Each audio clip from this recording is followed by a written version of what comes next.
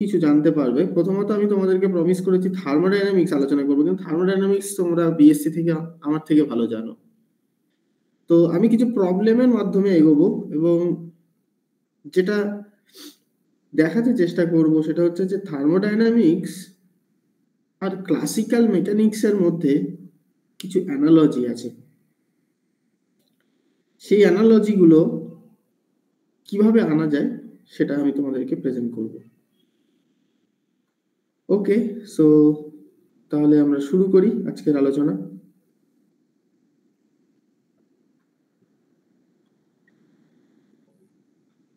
Let me share my screen, please wait.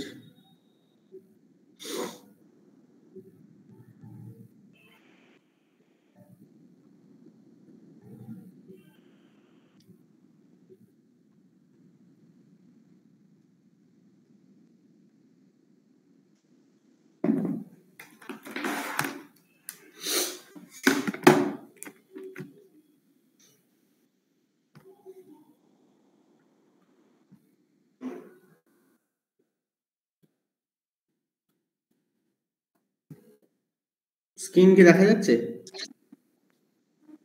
হ্যাঁ sir.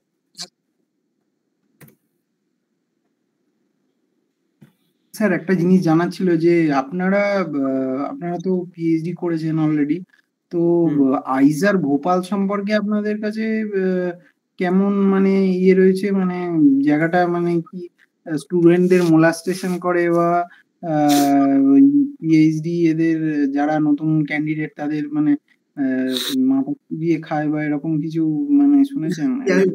Sorry আমি বুঝতে পারলাম না তুমি কি বলছো। মানে আমি বলতে চাইছি যে আইজার ভোপালের কোনো মানে ব্যাড মানে রেপুটেশন রয়েছে। আমি কখনো শুনিনি, আশা করি সেরকম কোনো মেজর কোনো প্রবলেম নেই, কিন্তু আমি পার্সোনালি কিছু শুনিনি। কিন্তু এইসব করে না আমার মনে হয়, এইসব রিসার্চ ইনস্টিটিউটে এগুলো মনে হয় না করে। না কিন্তু আপনি আইজার কলকাতাতে তো প্রায় শোনা যায়, আপনি জানেন নিশ্চয়ই। হ্যাঁ সেটা অবশ্য শোনা যায়, কিন্তু আমি জানি না, আমি কনফার্মলি বলতে পারবো না, কিন্তু সব জায়গাতে তুমি নিজেকে বাঁচিয়ে চলবে, এই যে হচ্ছে ব্যাপার। কারণ তুমি তো পুরুষ মানুষ, তোমাকে অনেক কিছু মানে সহ্য করে এগিয়ে যেতে হবে। ওকে, সো আমরা তাহলে শুরু করি।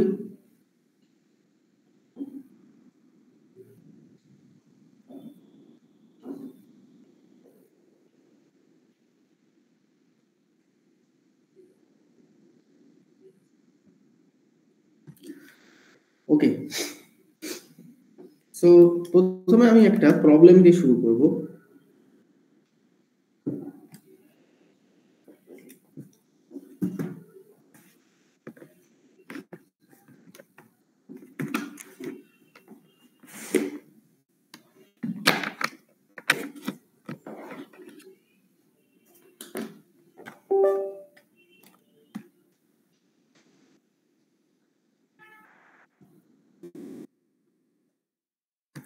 Okay, problem is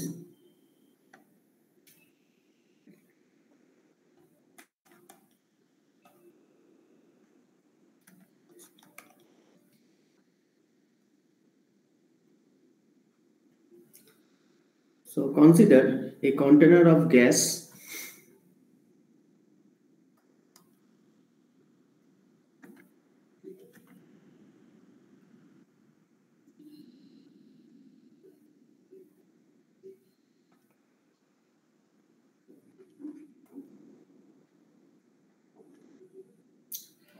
under gravity.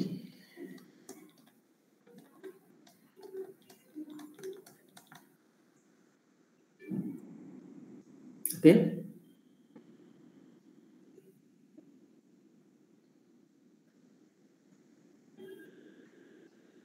then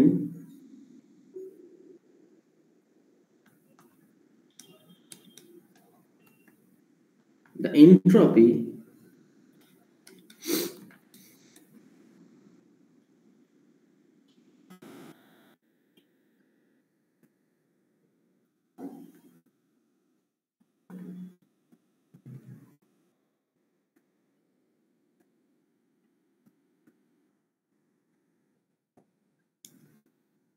entropy at strong gravitational field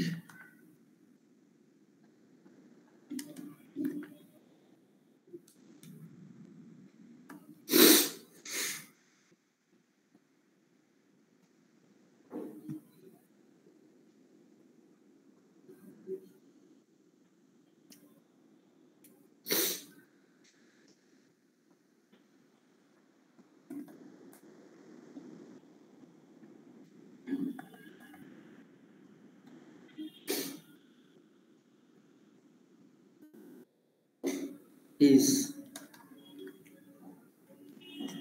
depends on sir এটা কি ফার্স্ট প্রবলেম না আগে প্রবলেম কিছু হয়ে গেছে? একদমই first problem. Okay sir. Depends on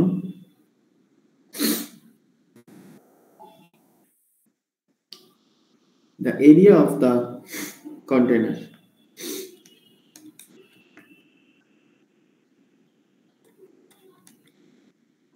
And gravity at temperature T.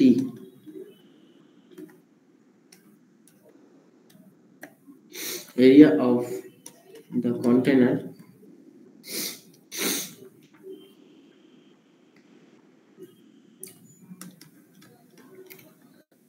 A, এরিয়াটাকে বলছি A, as option A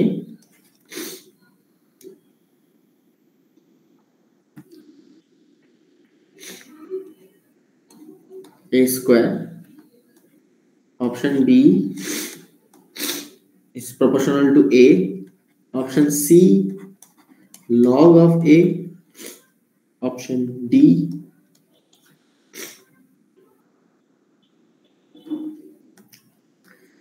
e to the power of A. এই কটা অপশন দেওয়া আছে যেখানে এনট্রপিটা এরিয়ার সাথে প্রপোর্শনাল কিভাবে হয় সেটা দেখাতে বলেছে। এটা খুব অদ্ভুত ব্যাপার। নরমালি এনট্রপি ভলিউমের উপর নির্ভর করে, কিন্তু এখানে এরিয়ার উপর নির্ভর করছে। এটা তোমরা নিশ্চয়ই মানে একটু সারপ্রাইজিং হবে, কারণ কিভাবে এটা এরিয়ার উপর ডিপেন্ডেন্সি চলে আসে, এবং সেটা গ্র্যাভিটি, স্ট্রং গ্র্যাভিটি বলেছে। এবার এরকম সিচুয়েশনে কিভাবে অপশন দেখে আনসার বলবে তার কোনো উপায় কিন্তু কেউ জানে না, লোকজন এটাকে পেরে কষি। আমি তোমাদের একটা কনসেপ্ট ডেভেলপ করছি এখানে।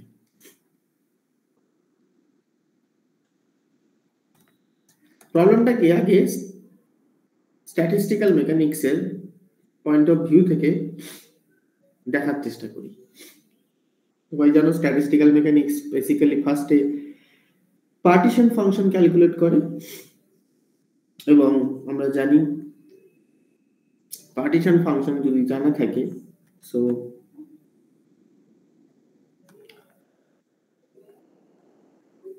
এনট্রপি ডেফিনেশন কি, এনট্রপি এস ইজ, এনট্রপিকে কিভাবে ডিফাইন করা হয়,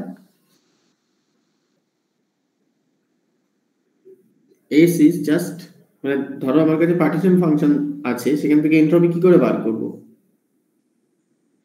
any idea? Minus del F del T, তাই তো? হ্যাঁ স্যার। আর এফ কি? Minus U minus TS, sorry, log of partition function. So now single particle partition function আমরা এই মুহূর্তে ধরে নিচ্ছি পার্টিকেল গুলো ডিস্টিংগুইশেবল। তাহলে সিঙ্গেল পার্টিকেল পার্টিশন ফাংশনের ডেফিনেশন হচ্ছে জাস্ট d3q d3p। এটা ডাইমেনশনাল রিজনে দেওয়া হয়, কেউ ভেবো না এটা কোয়ান্টাম মেকানিক্স এর কোনো কিছু আছে, এটা জাস্ট ডাইমেনশনাল পারপাস। এবার আমরা তো এতক্ষণ ধরে সিস্টেমটাকে ডিল করলাম, যে সিস্টেমটাকে ডিল করলাম, কোনো হ্যামিল্টনিয়ান তো বলিনি, তাহলে হ্যামিল্টনিয়ানটা লিখতে হবে। তো বিফোর গোয়িং ফার্দার হ্যামিল্টনিয়ানটাকে এইচ বলে লিখে রাখি, ফাংশন অফ ইকিউ। সো এই রকম সিস্টেমে হ্যামিল্টনিয়ানটা কি লেখা উচিত? বলেছে একটা কন্টেনার, তার মধ্যে পার্টিকেল গুলো ভরা আছে এবং সেটাকে একটা ম্যাগনেটিক ফিল্ডে সেটাকে একটা গ্র্যাভিটেশনাল ফিল্ডের মধ্যে রাখা হয়েছে। একটা সিঙ্গেল পার্টিকেল হ্যামিল্টনিয়ান যদি লিখি তাহলে এটা হবে জাস্ট p²/2m। গ্র্যাভিটেশনাল ফিল্ডটা ধরো জেড অ্যাক্সিস বরাবর আছে, তাহলে mgz, ঠিক আছে? মানে এরকম ধরনের ব্যাপার। একটা সিলিন্ডার আছে, এটার হাইট l, এরিয়া a, আর এর মধ্যে দুটো পার্টিকেল আছে। প্রত্যেকটা পার্টিকেল অ্যাক্সেলারেশন ডিউ টু গ্র্যাভিটির জন্য নিচের দিকে mg amount of force feel করছে। এরকম হচ্ছে ব্যাপার। সো পার্টিশন ফাংশনের এক্সপ্রেশনটা আমার জানা আছে যেহেতু,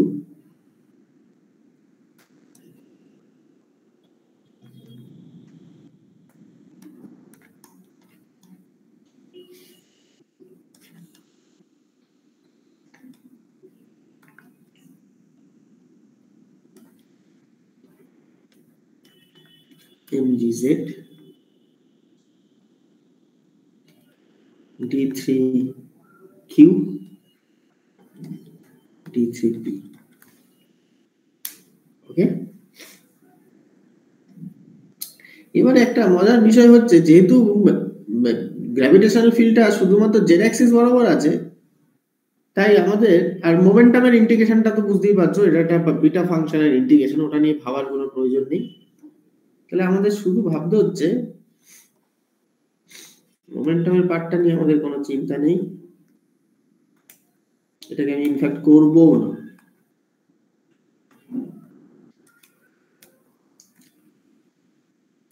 আপাতত এইচ বারটাকেও ফেলে দিচ্ছি, এইচ বারটাকে বাইরে রেখে দাও।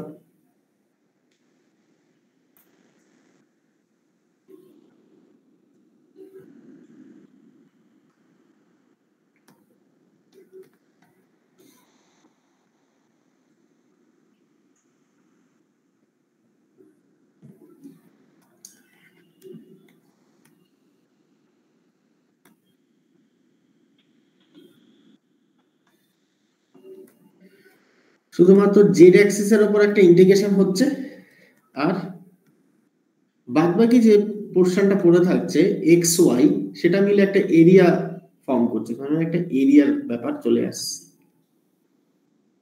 আর বিশেষ কিছু ইন্টিগ্রেশন থেকে করার নেই, ওকে? তাহলে এই হচ্ছে আমাদের ইন্টিগ্রেশনের জায়গাটা। এখন লক্ষ্য করো, আমাদের এরিয়ার উপর প্রপোর্শনাল ফ্যাক্টরটা চেয়েছে। কিভাবে এরিয়ার উপর নির্ভর করছে সেটা কি আর কিছু করার দরকার আছে? এরিয়ার উপর নির্ভর করছে কিভাবে সেইটুকু জাস্ট আমাকে জানতে হবে। এনট্রপি এরিয়ার উপর কিভাবে নির্ভর করছে জাস্ট সেইটুকু পোরশন ক্যালকুলেট করতে হবে বা বুঝতে হবে। Wait for a few moment.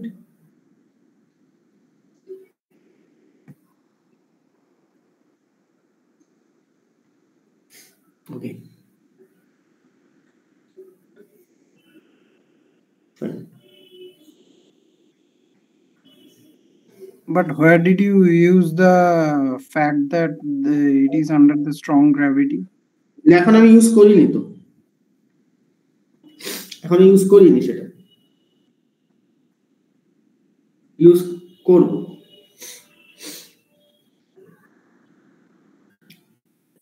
ওকে,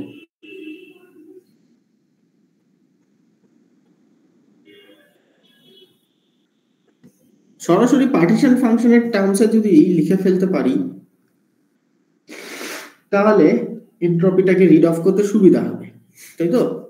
কারণ দেখতে পাচ্ছ পার্টিশন ফাংশনটা দেখতে কেমন, মানে পার্টিশন ফাংশন দেখতে, এনট্রপিটা দেখতে কেমন, টেল এফ ডেল টি এরকম ফর্মে একটা জিনিস। তাহলে লিখে ফেলা যাক।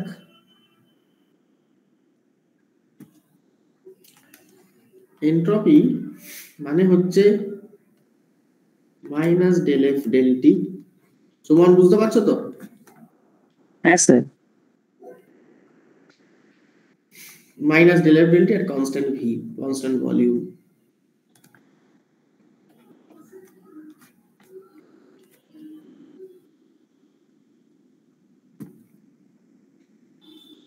সো এফ হচ্ছে minus KBT log object. So এখান থেকে আমি লিখতে পারি কেবি লগ অবজেক্ট, তারপর plus KBT 1/z del z বা এটাকে আর একটু কায়দা করে লেখা যায়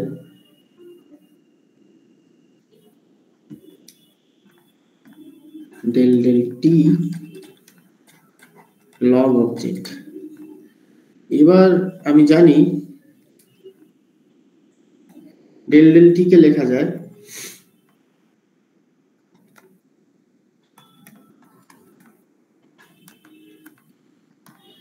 del beta del t del beta, আর যেহেতু বিটা মানে হচ্ছে 1/kbt, সো সেখান থেকে এটা আসবে minus 1/kbt square del beta. তার মানে del t কে এইভাবে স্কেল করে লেখা যায়। সো সেইটা আমি যদি এখানে বসিয়ে দিই, তাহলে এখানে একটা এক্সপেকটেশন ভ্যালু অফ এনার্জি বা টোটাল এনার্জি চলে আসবে। একদম তাই।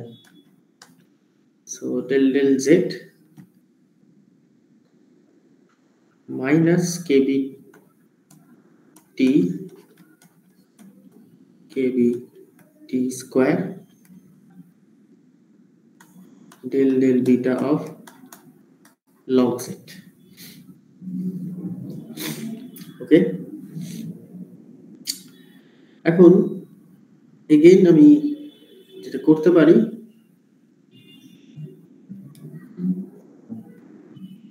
এই পুরো জিনিসটাকে লেখা যায়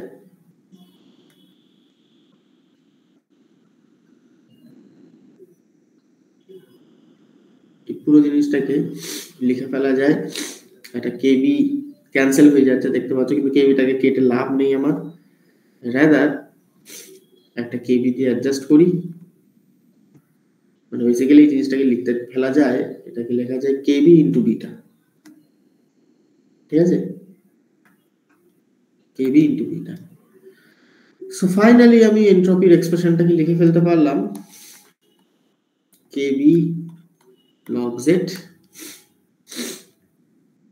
কেবিটাকে কমন নিয়ে লেখা ভালো, প্লাস বিটা অ্যাভারেজ এনার্জি। তাহলে এনট্রপির এই হচ্ছে এক্সপ্রেশন। এখন আমার কাছে পার্টিশন ফাংশনটা দেওয়া আছে, ইন্টিগ্রেশন করার কোনো দরকার নেই, মানে ইন্টিগ্রেশন করিনি এই মুহূর্তে। এবার গ্র্যাভিটির ইনফরমেশনটা শুধুমাত্র এই পার্টটাতে আছে, আর কন্টেনারটা ধরে নেওয়া যাক হাইট হচ্ছে লেন্থ 0 থেকে l, 0 to l, Z Axis বরাবর হাইট। আর তো সেরকম কিছু করণীয় নেই দেখতে পাওয়া যাচ্ছে। তার মানে এটা তো এলএন এর সাথে প্রপোর্শনাল বলেই দেওয়া যাচ্ছে। হ্যাঁ, এলএন এর সাথে প্রপোর্শনাল বলেই দেওয়া যাচ্ছে, তো বলে দেওয়া যাচ্ছে ঠিকই, কিন্তু স্ট্রং গ্র্যাভিটিটা কোন কাজে লাগছে? মানে তোমার তুমি এখান থেকে হয়তো এটা বলতে পারো যে এলএন এর সাথে প্রপোর্শনাল, কিন্তু স্ট্রং গ্র্যাভিটির পার্টটা কোথায় কাজে লাগছে সেটা কিন্তু এখানে কোথাও ধরা পড়ছে না। তাহলে আমি এটা দেখাতে চাইছি গ্র্যাভিটির এগেইনস্টে আছে বলেই তো এমজিজেড ওই টার্মটা এসছে, নরমালি তো ওই টার্মটা থাকে না। না, সেটা ইম্পর্টেন্ট নয়। তার থেকেও ইম্পর্টেন্ট ব্যাপার হচ্ছে এইটা যদি না থাকতো, আমি এত কিছু করছি এই কারণে, এটা জিনিস বোঝানোর জন্য, এই পার্টটা যদি না থাকতো তাহলে এনট্রপির স্কেলিংটা এরিয়ার সাথে যেত না। সেটাই হ্যাঁ, এরিয়া আসতো না। সেটা হতো না, মানে আমি বলতে চাইছি এটাই, আমি ফুল এক্সপ্রেশনটা যদি লিখি,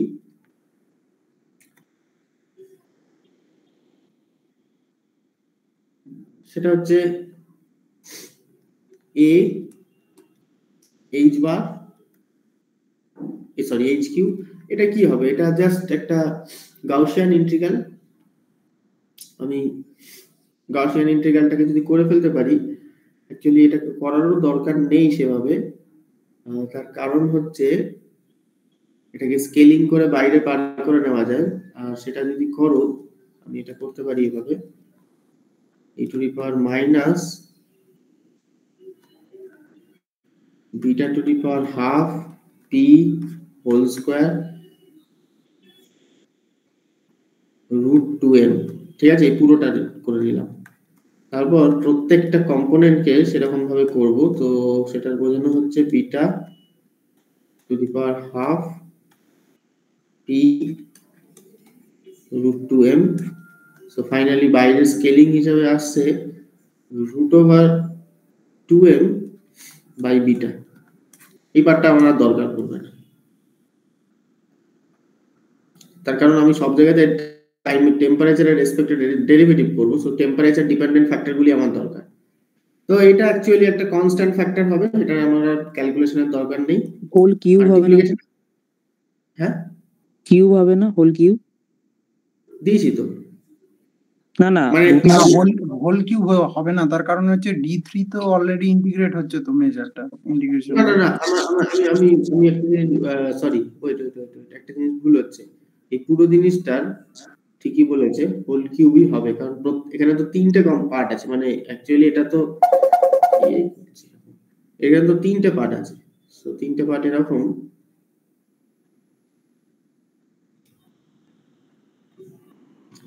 D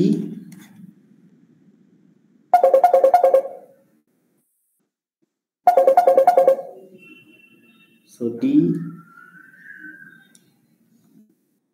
root over twice m, sorry,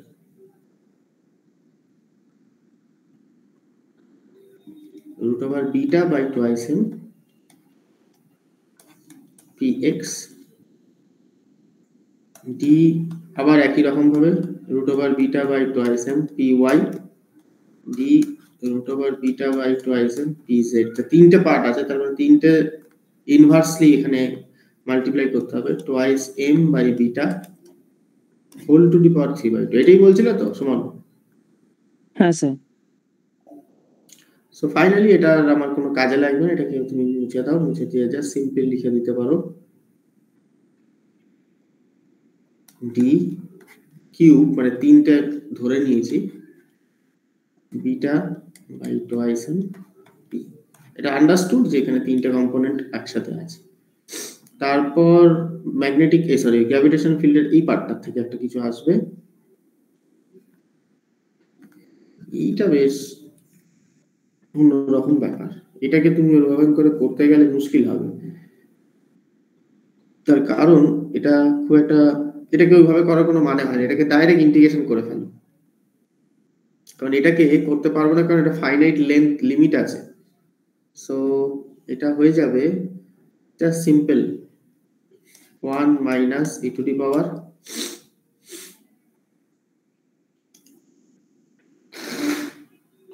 beta mgl, আর বাইরের নিচে কে নামবে বলো,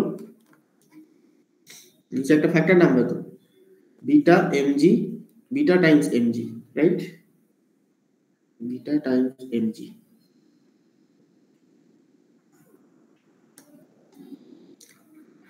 ওকে, সো আমাদের কাছে এক্সপ্রেশনটা চলে এলো, বাদ বাকি সব irrelevant factor, irrelevant in a sense যে আমাদের কাজে লাগবে না আমাদের কোশ্চেনের অ্যাড্রেসের জন্য,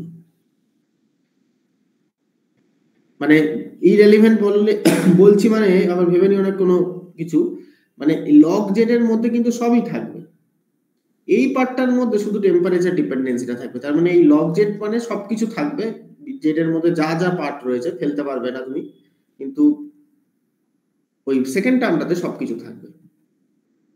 তার মানে পার্টিশন ফাংশনটা কত বেরোচ্ছে, a একটা পার্ট 2 2, সো আমি ওটাকে লিখতে পারি বেসিক্যালি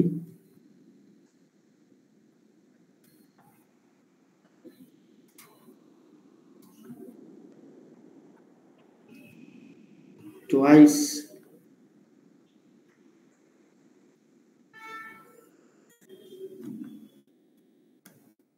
by, না এইভাবে লেখা ঠিক হচ্ছে না,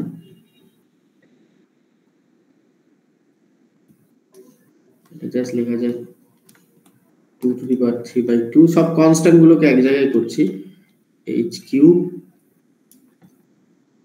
যত নিউমেরিক্যাল টাইমস কনস্ট্যান্ট গুলো আছে এরিয়াটা তার মধ্যে পড়বে না, তার মানে এখানে পড়ে থাকছে কি m to the power half dimension full constant, এবার বিটা টু দি পাওয়ার 5/2, তারপর গ্র্যাভিটেশনাল অ্যাক্সেলারেশন g, রাইট? তার মানে এই হচ্ছে, তার সাথে থাকছে এরিয়া এবং তার সাথে থাকছে 1 minus e to the power beta mgl। Okay, so এই হচ্ছে partition function.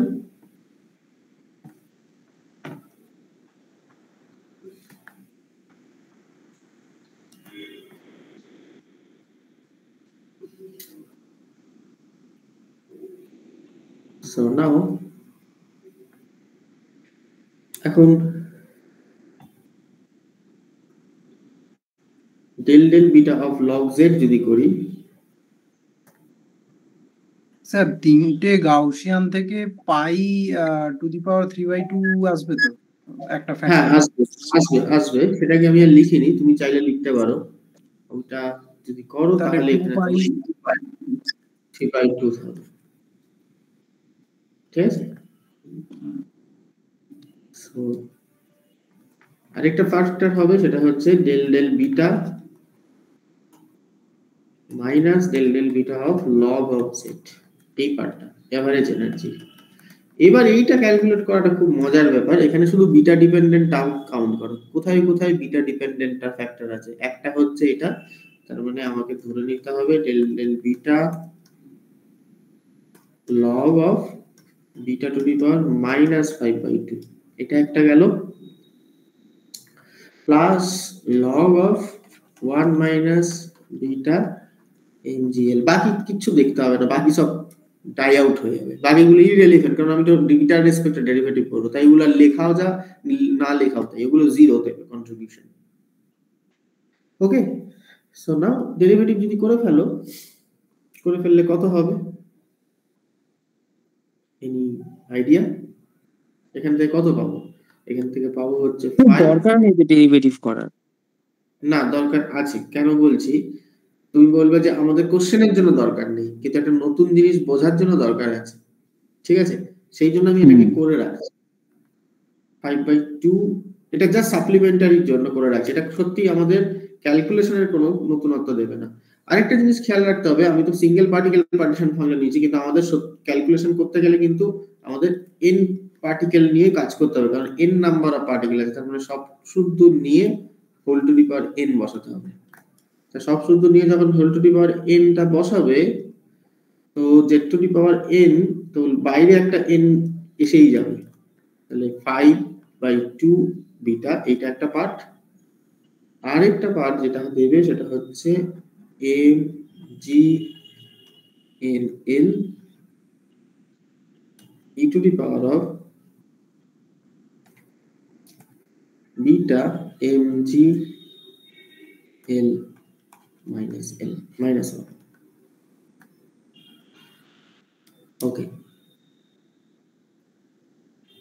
Okay, so this is E. This is E bar.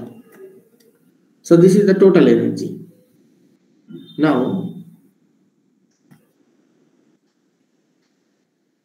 back to the definition for entropy. Entropy definition ছিল এটা, এখন এখানেও কিন্তু তোমাদের টোটাল এনট্রপি ক্যালকুলেট করতে হবে, তাই জন্য এন ফ্যাক্টরটা বাইরে থাকবেই। তো সব জায়গাতেই একটা এন ফ্যাক্টর দিয়ে মাল্টিপ্লাইড হবে, N N N number of particles এর জন্য কাজ করা হচ্ছে এন। এখন সবটা যদি বসিয়ে দিই, আনসার অনেকক্ষণ আগে এসে গেছে। এন কেবি লগ জেড, লগ জেড এর ভ্যালু কত? লগ জেড এর ভ্যালু তো অলরেডি দেখা হয়ে গেছে। এটা যদি করি তার মানে এটা আসবে log of 2 pi 3/2, sorry,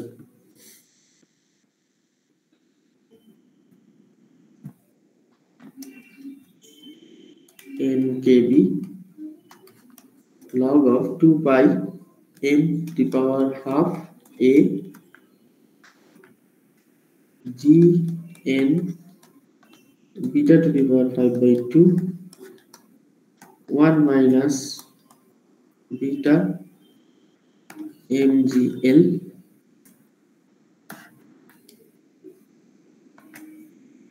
plus 7/2 minus mgnl beta mgl minus 1। এবার পরিষ্কার বোঝা যাচ্ছে যে এনট্রপি কার উপর নির্ভর করছে? এরিয়ার উপর নির্ভর করছে, কিন্তু এরিয়া নয়, সরাসরি লগ অফ এরিয়ার উপর নির্ভর করছে। ওকে, তাহলে আমাদের answer wise entropy is proportional two log of area. এবারে স্ট্রং গ্র্যাভিটিটা কোথায় কাজে লাগলো? স্ট্রং গ্র্যাভিটি কাজে লাগলো এখানেই, যখন গ্র্যাভিটেশনাল জি খুব হাই, তাহলে কোন টার্মটা বেশি কন্ট্রিবিউট করবে স্ট্রং গ্র্যাভিটিতে? বলো, কোন টার্মটা বেশি ডমিনেটিং মনে হচ্ছে? First term. স্ট্রং গ্র্যাভিটি না, ফার্স্ট টার্মটা অবশ্যই, কারণ জিটা যেহেতু লার্জ, তার মানে এই ফার্স্ট টার্মটা লাগবে। আর জিটা যত লার্জ হবে তত কি হবে? এক্সপোনেনশিয়াল ফ্যাক্টরটা তত কমতে থাকবে। তার মানে আমার কাছে যদি জি টেন টু ইনফিনিটি হয়, তার মানে আমি এটা লেখার আগে স্ট্রং গ্র্যাভিটি রিগিমটা বলে দিই। দুটো রিগিম নিয়ে কথা বলি, একটা হচ্ছে লার্জ জি আর একটা হচ্ছে স্মল জি, তাহলে বোঝা যাবে পুরো ব্যাপারটা। সো কেস 1, যদি আমি জি ইজ লার্জ ধরি, তো জিটাকে লার্জ যদি ধরো, তাহলে দেখতেই পাচ্ছ যে এক্সপোনেনশিয়াল ফ্যাক্টরটা ডাই আউট করছে। সো আর আরেকটা ফ্যাক্টর এখানে আছে, তাহলে জি যদি বেশি হয় তাহলে আমাকে ক্যালকুলেট করতে হবে e to the power beta mgl minus 1। এখন জি টেন টু ইনফিনিটি ধরানো, তাহলে কি করে ক্যালকুলেট করবো এটা? লিমিট জি টেন টু ইনফিনিটিতে এটা করার উপায় হচ্ছে e to the power beta mgl by G minus 1/g। G tend to ইনফিনিটিতে এই পার্টটা তো 0, রাইট? আর এই পার্টটা কি হবে? এই পার্ট যেটা এক্সপোনেনশিয়ালের তলায় যেটা রয়েছে e to the power beta mgl by G, এটাকে লেখা যায় 1/g ফার্স্ট টার্ম, তারপরের টার্মটা হচ্ছে mgl বিটা বাই জি, তারপরের টার্মগুলো সবই কিন্তু হায়ার অর্ডার জি তে যাবে, রাইট? এক্সপোনেনশিয়াল সিরিজটাকে ব্রেক করলে। এবার জি টেন টু ইনফিনিটি করো, জি টেন টু ইনফিনিটি যদি বসাও, ফার্স্ট টার্মটা মরে যাবে। জি টেন টু ইনফিনিটি করলে এই টার্মটা finite piece, G tend to infinity করলে এই টার্মটা ইনফিনিটির দিকে যাবে। তার মানে আলটিমেটলি পুরো বিষয়টা কোথার দিকে যাচ্ছে? নিচের পার্টটা ইনফিনিটির দিকে যাচ্ছে। তাহলে 1/ইনফিনিটি মানে এই টার্মটা 0-র দিকে যাচ্ছে। ওকে, তার মানে লার্জ জি তে গেলে ফর লার্জ জি আমরা বলতে পারি এই টার্মটা আমার কন্ট্রিবিউট করবে না, জি টেন টু লার্জ করলে এই টার্মটা 0-র দিকে যাবে। আর জি টেন টু যদি ইনফিনিটি করি, তার মানে জি টেন টু লার্জ করে, তার মানে রেলিভেন্ট ফ্যাক্টর কতটুকু হচ্ছে? রেলিভেন্ট ফ্যাক্টর হচ্ছে জাস্ট এই পার্টটা। তার মানে for large G entropy expression, contributing expression only is n log 2 pi 3 by 2 m to the power half a g n beta 5 by 2 plus 7 by 2। তারপর এখান থেকে পরিষ্কার দেখা যাচ্ছে s হচ্ছে log of a। s log of a কিন্তু finite জি তেও থাকবে, কিন্তু স্ট্রং গ্র্যাভিটি করলে সেটা শুধুই এরিয়া ডিপেন্ডেন্সের উপর চলে আসছে স্ট্রং গ্র্যাভিটিতে, আর কোনো কিছু থাকছে না।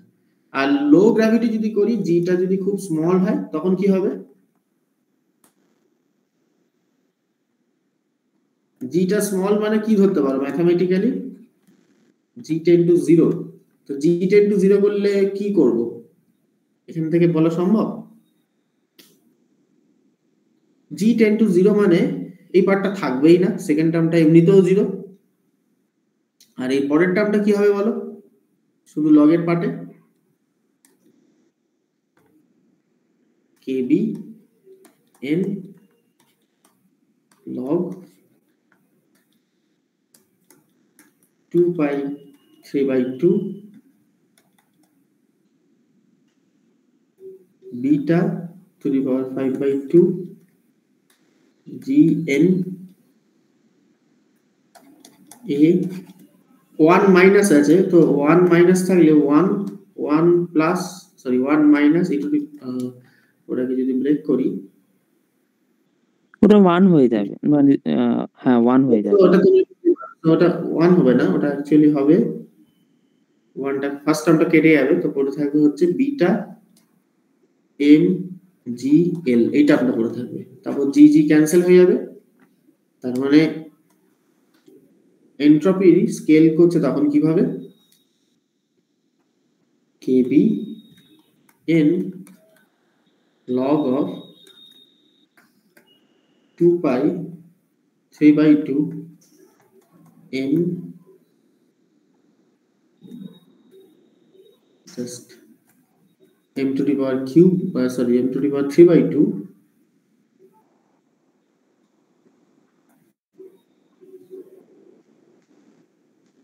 beta to the power 3 by 2 n, আর এরিয়া ইনটু লেন্থ করলে কি হবে, ইজ জাস্ট ভলিউম। তাহলে এন্ট্রপিটা লো গ্র্যাভিটি বা উইদাউট গ্র্যাভিটি কেসে প্রপোর্শনাল টু হচ্ছে ভলিউমের সাথে। এটা হচ্ছে জি যখন 0 সেই কেস, আর যখন জি স্ট্রং তখন হচ্ছে এরিয়ার সাথে। এই দুটো জিনিস খুব ইন্টারেস্টিং। কেন ইন্টারেস্টিং, এটা নতুন কিছু বলতে চাইছে। তো অপশন ওয়াইজ আমাদের রেজাল্ট এসে গেছে অপশন সি, অর্থাৎ গ্র্যাভিটেশনাল ফিল্ডের এফেক্টে এরিয়ার সাথে স্কেল করে এন্ট্রপি লগ অফ এরিয়ার সাথে। কিন্তু এটা কি বোঝাতে চাইছে, এখন যদি কাউকে বলা হয় এই দুটো জিনিস কি মিন করছে, কেউ কি তোমরা বলতে পারবে কি বলতে চাইছে? এটা শুধুই কি ম্যাথমেটিক্যাল এক্সপ্রেশন নাকি কিছু বলতে চাইছে? Can you hear me? মানে যত জি বাড়বে তত কি ওটা ওই মানে পার্টিকেল গুলো কি এরিয়ার ওই ডাইমেনশনে চলে আসবে, মানে ডিস্ট্রিবিউশনটা ওইখানে হবে? এটা অ্যাকচুয়ালি কি বলছে এই জিনিসটা, এন্ট্রপি কমবে না বাড়বে যত জি বাড়বে? ভলিউম বেশি হয়। হ্যাঁ বলো কি হবে? বাড়লে তো স্যার এন্ট্রপি কমবে না, এন্ট্রপি তো বাড়বেই। সেটা বলবে কি করে, মানে আমি তো দুটো ডাইমেনশন আলাদা। মানে যদি ভলিউম বাড়ে, আমরা যদি এভাবে ধরি তাহলে এমনি যদি পার্টিকেলের তাহলে তো ডিস্টারবেন্সও বাড়বে না, এন্ট্রপি তো কমবে না, এন্ট্রপি তো বাড়বেই তাহলে।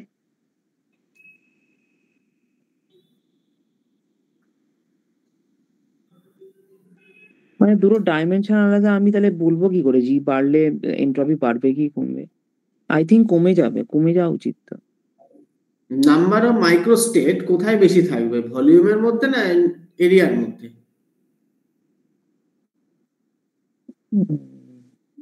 বলো, এনট্রপি কনসেপ্টটা তো number of microstate. Entropy is nothing but a counting of microstate, তাই তো? তাহলে সেটা এরিয়ার সাথে স্কেল হলে বেশি মাইক্রোস্টেট হবে নাকি ভলিউমের মধ্যে বেশি মাইক্রোস্টেট থাকবে? তোমাদের ভলিউম বাড়লে মাইক্রোস্টেট বেশি হবে। তাহলে যত রিজিয়ন, তাহলে এনট্রপি এরিয়ার উপর ডিপেন্ডেন্ট হয়ে যাচ্ছে, মানে কি হচ্ছে? মাইক্রোস্টেট কমে যাচ্ছে না বেড়ে যাচ্ছে? ভলিউম স্কেল থেকে এরিয়া স্কেলে চলে আসছে, মানে মাইক্রোস্টেটের কি পরিণতি হচ্ছে? ও তাহলে এনট্রপি কমবে, কারণ entropy is the number of microstate. তাহলে ভলিউম থেকে এরিয়া এলে তো কমছে মানে মাইক্রোস্টেটটা, তাহলে এনট্রপিও কমবে। ওকে, না সেটা তো স্যার ওই এটা না, এর প্রোফাইলটা কিছুটা এরকম হবে। প্রথমে আপনার আস্তে আস্তে এনট্রপিটা বাড়তে থাকবে, মানে যদি গ্র্যাভিটিটা স্ট্রং হতে থাকে, তারপরে একটা ক্রিটিক্যাল পয়েন্ট আসবে, তারপরে টার্ন ওভার হবে, হয়ে আবার এনট্রপিটা ড্রপ করা শুরু করবে এই এলএন এই স্কেলিং এ স্যার বলছিলাম যে নাম্বার অফ স্টেটটা তো হচ্ছে ডেনসিটি অফ স্টেটের উপর ডিপেন্ড করবে, ঠিক আছে? ওই ডেনসিটি অফ স্টেট থেকে তো আসবে। এবার 1D তে ডেনসিটি, ওই 2D তে ডেনসিটি অফ স্টেটস এর যে ডিপেন্ডেন্সটা আর 3D তে ডিপেন্ডেন্সটা দুটো আলাদা। তো ওইখান থেকে যদি আমি ডেনসিটি অফ স্টেট ইনটু একটা ক্ষেত্রে এরিয়া, একটা ক্ষেত্রে যদি ভলিউম দিয়ে মাল্টিপ্লাই করি, তাহলে সেখান থেকে ডেনসিটি অফ স্টেটস এর উপর যে ডিপেন্ডেন্স আসবে, সেখান থেকে তো আমি বলতে পারবো যে গ্র্যাভিটিটা বাড়লে এনট্রপি বাড়বে কি কমবে। না, এখান থেকে বলা সম্ভব নয়। এটা তো অলরেডি লগ অফ সামথিং, মানে আমরা জানি s is equal to log of k, তাই তো? log of ওমেগা, এটাই তো মাইক্রোস্টেট। তো এরিয়াই তো, ভলিউম এরিয়া এগুলি তো মাইক্রোস্টেটের কাউন্টিং দিয়ে দিচ্ছে তোমার, তাই নয় কি? তোমার ওমেগাটা তো প্রপোর্শনাল টু তখন ভলিউম হয়ে যাচ্ছে এইটা যখন করছো, আর এখানে ওমেগাটা কি হচ্ছে, প্রপোর্শনাল টু এরিয়া হয়ে যাচ্ছে। এটা মানে একটা ভলিউম আর একটা এরিয়া দুটোকে আমি কম্পেয়ার করবো কি করে? কম্পেয়ার করছি? আমি তো কম্পেয়ার করছি না, আমি জাস্ট জিজ্ঞেস করছি কোথায় মাইক্রোস্টেট বেশি থাকবে, ভলিউমের মধ্যে না এরিয়ার মধ্যে? অবশ্যই ভলিউমের মধ্যে মাইক্রোস্টেট বেশি থাকবে। ধরো তুমি একটা কিউব নিয়েছো, তা কিউব যদি কনসিডার করো, যত তোমার রিজিয়ন বাড়াবে, অ্যাক্সেসেবল এরিয়া যত বাড়বে, তত কি হবে, নাম্বার অফ মাইক্রোস্টেট বাড়বে তো। আর যত অ্যাক্সেসেবল এরিয়া কমতে থাকবে, রিজিয়নটা যত শ্রিঙ্ক করতে থাকবে, তত তোমার মাইক্রোস্টেট কমতে থাকবে। কারণ এখানে তুমি কি দেখতে পাচ্ছ, নিশ্চয়ই আমি এটা বলবো না যে যত গ্র্যাভিটি যখন কম ছিল বা গ্র্যাভিটি যখন ছিল না, অ্যাক্সেলারেশন ডিউ টু গ্র্যাভিটি যখন 0 ছিল, তখন এনট্রপি যা হচ্ছিল, যে অ্যামাউন্ট অফ এনট্রপি হচ্ছিল, তাই যখন স্ট্রং গ্র্যাভিটি হয়ে গেল, এনট্রপি তার থেকে তো কমে যাচ্ছে, কারণ এখানে তো একটা ডাইমেনশন রিডাকশন হয়েছে। এটা বুঝতে পারছো তো? তাহলে কি বলতে চাইছি আমি এখানে, যত এনট্রপি কমতে থাকবে, গ্র্যাভিটি যত স্ট্রং হবে, এনট্রপি যত কমতে থাকছে। এটার মানে কি বোঝাচ্ছে, সিস্টেমটা অর্ডার স্টেটে যাচ্ছে না সিস্টেমটা আরো ডিসঅর্ডার স্টেটে যাচ্ছে? অর্ডার স্টেটে যাচ্ছে। অর্ডার স্টেটে যাচ্ছে। তার মানে কি হচ্ছে, এটা কি তোমরা বুঝতে পারছো কেন এরকম হচ্ছে? কারণ ফিজিক্যালি যখন পার্টিকেল গুলোর মধ্যে কোনো গ্র্যাভিটি কাজ করছে না, তখন পার্টিকেল গুলো কিভাবে চলতে পারছে, র্যান্ডমলি যে কোনো ডিরেকশনে চলতে পারছে, তাই তো? কিন্তু যখন অ্যাক্সেলারেশন ডিউ টু গ্র্যাভিটি কাজ করছে, পার্টিকেল গুলোর তখন কি হচ্ছে, পার্টিকেল গুলোর মোশন একটা ডিরেকশনে কি হচ্ছে, রেস্ট্রিক্টেড হয়ে যাচ্ছে না?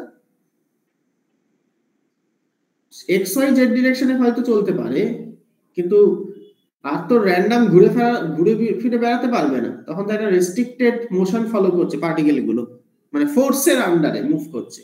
তো ফোর্সের আন্ডারে মুভ করলে তো তার ট্রাজেক্টরি গুলো যা খুশি, মানে ডিরেকশন তো যা খুশি হতে পারে না, সে তো নির্দিষ্ট ডিরেকশনে মুভ করতে চেষ্টা করবে। তার মানে তার র্যান্ডমনেসটা কমতে শুরু করছে। এটা খুব ইন্টারেস্টিং, এই এরিয়া ভলিউম থেকে এরিয়াতে চলে আসা, এই গ্র্যাভিটিটাকে স্ট্রং করে দিলেই এই জিনিসটা খুব ইন্টারেস্টিং। তার কারণ এই জিনিসটা আর কোথাও দেখা যায় না, একমাত্র এই প্রবলেমটাতেই দেখা যায়, শুধুমাত্র এই প্রবলেমটাতে। এই একটা কন্টেনারের মধ্যে কতগুলো গ্যাস পার্ট মলিকুল ভরে দাও, তারপর সেটাকে অ্যাক্সেলারেশন ডিউ টু মানে আর্থের গ্র্যাভিটেশনাল ফিল্ডে রেখে দাও, তখনই এটা দেখা যায়। আর কোথাও এই ধরনের মানে এরিয়া টু ভলিউম ট্রানজিশন হতে দেখা যায় না। তো এটা আমি একটা অবজার্ভ করেছিলাম, সেটা তোমাদেরকে বললাম। ওকে, সো নেক্সট প্রবলেমে যাচ্ছি এখন। মানে এটা কি বলা যায় যে ভলিউমে আর এরিয়া, তার মধ্যে ভলিউমে নাম্বার অফ মাইক্রোস্টেট বেশি হবে? আমি যদি এরিয়াটা অনেক বড় নিয়ে নিই তাহলে তো সেখানে মানে মাইক্রোস্টেট তো ওখানে বেশি থাকতে পারে। না, সেই অপশন তো তোমার নেই।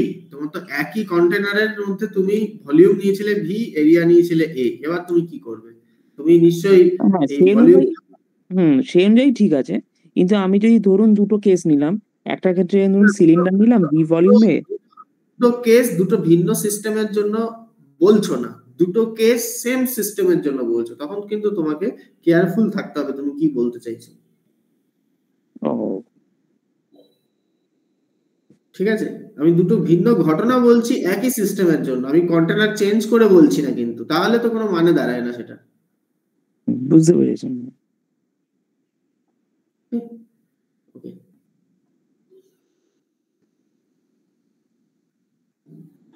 ওকে, সো নেক্সট প্রবলেম।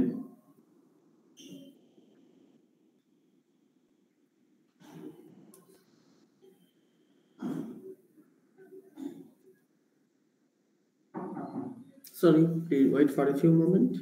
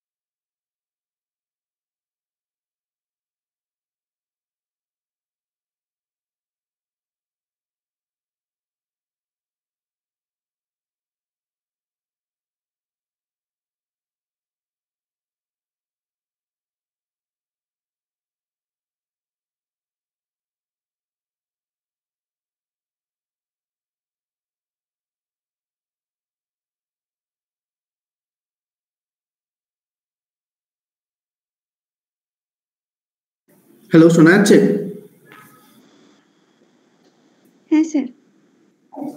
ওকে, সো নেক্সট প্রবলেমে যাচ্ছি আমি। প্রবলেম 2 লিখেছিলাম বোধহয় problem 2। Okay,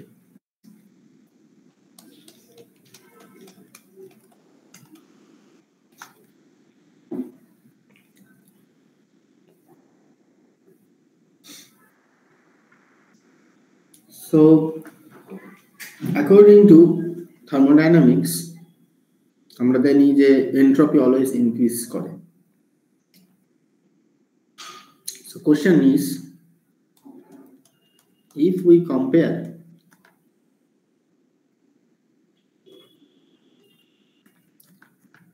thermodynamics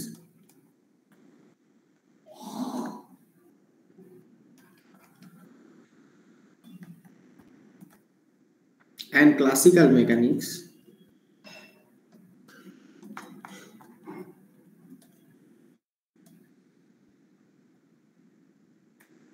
then which play the role of entropy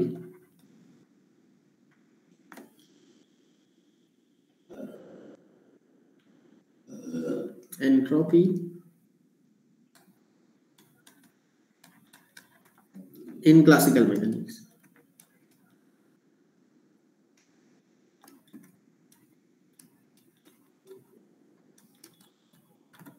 Option A, mass.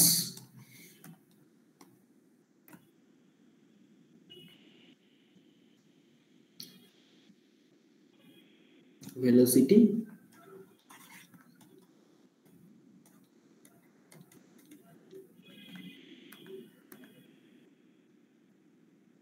C, angular momentum.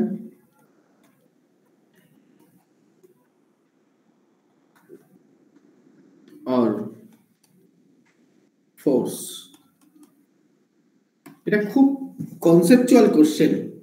বলছে থার্মোডাইনামিক্স আর ক্লাসিক্যাল মেকানিক্সকে যদি আমি কম্পেয়ার করতে চাই, তাহলে এনট্রপির রোলটা থার্মোডাইনামিক্সে যেটা আমরা দেখি সেটা ক্লাসিক্যাল মেকানিক্সে কে প্লে করবে?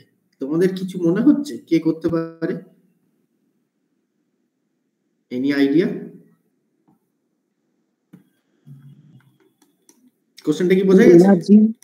এনার্জি বাই টেম্পারেচার তে এনট্রপি হয়, রাইট। এবার ওটা এনার্জি বাই টেম্পারেচার ক্লাসিক্যাল মেকানিক্সে যে কোয়ান্টিটিটা দেবে সেটাই হবে। ক্লাসিক্যাল মেকানিক্সে টেম্পারেচার এনার্জি তুমি কোথা থেকে পাবে? তাহলে তো থার্মোডাইনামিক্সে হয়ে গেল। ক্লাসিক্যাল মেকানিক্স কি বলে? হ্যাঁ, টেম্পারেচার কি করে পাবো?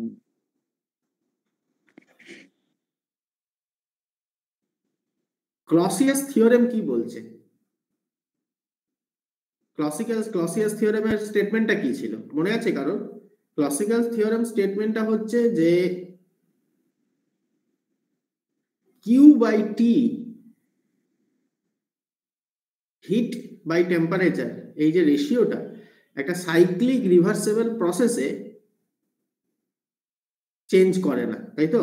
বেসিক্যালি এনট্রপি সাইক্লিক রিভার্সেবল প্রসেসে চেঞ্জ করে না, এটা জানা আছে তো সবার? এবার ক্লাসিক্যাল মেকানিক্সে এরকম কি কিছু বলা যায়? ক্লাসিক্যাল মেকানিক্সে এই ধরনের রোলটা কে প্লে করবে? Angular momentum. কেন? কারণটা হচ্ছে যে ওইখানে যে কনজারভেশনটা সেটা তো এখানে অ্যাঙ্গুলার মোমেন্টামই হয় না, লিনিয়ার মোমেন্টামও তো হতে পারে যদি ফোর্স না থাকে, এনার্জিও তো হতে পারে। কনজারভেশনের তো অনেক রকম ভেরিয়েবল থাকতে পারে, যেগুলো কনজার্ভ পারে। তো আমার মনে হয় ফোর্স, তার কারণ হচ্ছে থার্মোডাইনামিক্স, কারণ থার্মোডাইনামিক যদি ক্লাসিক্যাল ইকুইলিব্রিয়াম আমরা দেখি, তার মানে ফোর্সটাকে মিনিমাম হতে হয়, আর থার্মোডাইনামিক ইকুইলিব্রিয়াম যখন আমরা কনসিডার করি ঠিক। তখন ঠিক, এনট্রপিটাকে Maximize কি করতে হয়? ম্যাক্সিমাইজ করতে হয়। ইকুইলিব্রিয়াম থেকে এটা বলা সম্ভব। তার মানে থার্মোডাইনামিক্যাল ইকুইলিব্রিয়াম পয়েন্ট অফ ভিউ থেকে দেখলে এনট্রপি ম্যাক্সিমাইজ হয়, আর মেকানিক্যাল পয়েন্ট অফ ভিউ থেকে দেখলে পোটেনশিয়ালটা মিনিমাইজ হয়। পোটেনশিয়াল মিনিমাইজ হওয়া মানে ফোর্সটা মিনিমাইজ হয়, তাই তো? সো আমরা বলতে পারি ক্লাসিক্যাল মেকানিক্সে ফোর্সের কনসেপ্টটা থার্মোডাইনামিক্সে যখন আমি থার্মোডাইনামিক ইকুইলিব্রিয়াম করি তখন তো গিভস ফ্রি এনার্জিটা মিনিমাইজ করি। না না এটা ঠিক না। এনার্জি মিনিমাইজ করি, কিন্তু সেকেন্ড ল অফ থার্মোডাইনামিক্স কি বলছে? এনট্রপি অলওয়েজ ম্যাক্সিমাইজ হচ্ছে, তাই তো? ইকুইলিব্রিয়ামে সিস্টেম ইকুইলিব্রিয়ামে পৌঁছানোর জন্য এনট্রপিকে ম্যাক্সিমাইজ করতে থাকে সব সময়, এটা জানো তো? মানে all laws of thermodynamics applicable হচ্ছে যখন সিস্টেম ইকুইলিব্রিয়ামে আছে। নন ইকুইলিব্রিয়ামে কিন্তু কোনো থার্মোডাইনামিক্স এর ল প্রযোজ্য নয়, বা আউট অফ ইকুইলিব্রিয়াম। হ্যাঁ বলো। কিন্তু থার্মোডাইনামিক ইকুইলিব্রিয়ামে যে এনট্রপিটা ম্যাক্সিমাম হচ্ছে এইটা আমি বুঝবো কি করে? সেটা তো সেকেন্ড ল অফ থার্মোডাইনামিক্সই বলছে, তাই নয় কি? কারণ তুমি মনে করে দেখো, তুমি যখন এনট্রপির কনসেপ্টটাকে যখন ডিফাইন করো তখন তোমার এনট্রপি ম্যাক্সিমাইজ হচ্ছে এই কনসেপ্টটা কোথা থেকে পাও? এই যে কথাটা আমরা বলি যে আমাদের ইউনিভার্সের এনট্রপি সবসময় বাড়তে থাকছে, কেন বাড়তে থাকছে? সিস্টেম কিসের জন্য বাড়তে থাকে? মানে একটা ট্যাঙ্কের মধ্যে জল ভরে রাখলে ট্যাঙ্কটাকে যখন পাম্প থেকে জল তোলা হয় তখন জলটা যখন নিচে নিচের দিকে কেন পড়ে? মানে একটা পাথরকে উপরে ছুড়ে দিলে সেটা নিচে কেন পড়ে? তার লজিকটা কি ছিল? কারণ এনার্জিকে মিনিমাইজ করতে হবে, সিস্টেম ইকুইলিব্রিয়ামে পৌঁছাবে। ইউনিভার্সের র্যান্ডামনেস, ইউনিভার্স সবসময় র্যান্ডামাইজ হতে চেষ্টা করছে, কারণ সিস্টেমকে ইকুইলিব্রিয়ামে পৌঁছাতে হবে। এবং তুমি যদি বলো যে এটা আমি কি করে দেখাবো, মানে তুমি যদি বলো যে আমি কিভাবে প্রমাণ করব যে এনট্রপি ম্যাক্সিমাইজ হচ্ছে, তাহলে তোমাকে স্ট্যাটিস্টিক্যাল মেকানিক্স এর থেকে আনতে হবে। স্ট্যাটিস্টিক্যাল মেকানিক্স এর দেখবে ওই সব ডিস্ট্রিবিউশন ফাংশন গুলো যে ডিফাইন যখন করে তখন ওখানে লাগরাঞ্জ মাল্টিপ্লায়ার ইউজ করে ওই ম্যাক্সিমাইজ কন্ডিশনটাকে ব্যবহার করে। বুঝতে পারছো কোন জায়গাটার কথা বলছি? সেকেন্ড ল যে কেলভিন প্ল্যাঙ্ক আর ক্লসিয়াস স্টেটমেন্ট, আমার স্টেটমেন্ট অ্যাকচুয়ালি মনে পড়ছে না, কিন্তু ওইখানে কি এনট্রপি ম্যাক্সিমাম হতে হবে ছিল কি ওটা? না, ক্লসিয়াস স্টেটমেন্ট বলছে যে কোনো ইরিভার্সিবল প্রসেস যদি থাকে তাহলে এনট্রপি চেঞ্জ করবে না, এইটা ক্লসিয়াস স্টেটমেন্ট। ইরিভার্সিবল প্রসেস তো ডেল্টা এস টা গ্রেটার দেন 0 হয়, আর রিভার্সিবল ইরিভার্সিবল না, সাইক্লিক রিভার্সিবল প্রসেস যদি থাকে ডেল্টা এস টা 0 হয়, চেঞ্জ করবে না। এটা হচ্ছে থার্মোডাইনামিক্স এর ক্লসিয়াস স্টেটমেন্ট যেটা বলা হয়। একই স্টেটমেন্ট, এবার তুমি এই একই স্টেটমেন্ট তুমি ক্লাসিক্যাল মেকানিক্সেও প্রুফ করতে পারো। তুমি এটা এইভাবে তাহলে ভাবো যে ক্লাসিক্যাল মেকানিক্সে কি আমি এরকম ক্লসিয়াস স্টেটমেন্ট দিতে পারি যেখান থেকে ফোর্সটাকে আমি আইডেন্টিফাই করে নিতে পারবো, মানে এনট্রপির মতন করে? সেটা করা যায়, এবং সেটা করার জন্য এক ধরনের ডেরিভেশন আছে, সেটা আমি তোমাদেরকে বলতে পারি যদি তোমরা ইন্টারেস্টেড থাকো। এটা হচ্ছে ক্লসিয়াস স্টেটমেন্ট কি বলে। ক্লসিয়াস স্টেটমেন্টের মূল বক্তব্য তোমরা অলরেডি জানো, সেটা হচ্ছে আমি কার্নট সাইকেল থেকে দেখতে পারো, মানে কার্নট সাইকেল থেকে তোমরা জানো যে কি হয়। Q1 ধরো Q1 amount of heat receive করছে, আর একটা রিভার্সিবল প্রসেসে Q2 amount of heat release করছে। টেম্পারেচার যখন T1, এটা টেম্পারেচার যদি T2 থাকে, তাহলে এই পুরো জিনিসটার সাম ইকুয়াল টু কত হবে?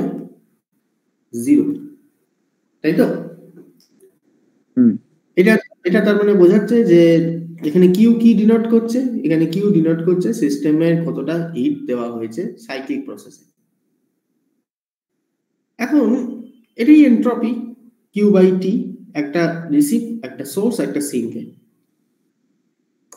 অ্যাকচুয়ালি তার মানে তুমি ভাবতে পারো এই জিনিসটাকে কি সুপারপজিশন অফ এন্ট্রপি।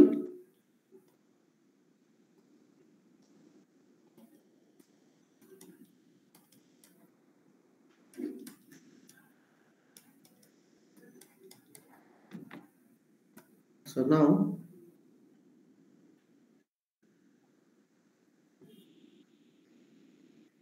অ্যাক্সেলারেশন এরকম একটা জিনিস ফলো করে, সেটা কিরকম, ধরে নেওয়া যাক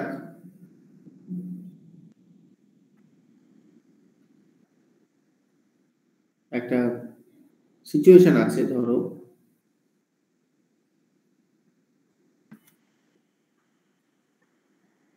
so if I consider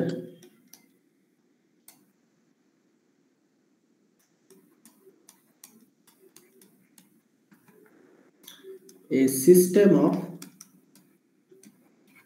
interacting particle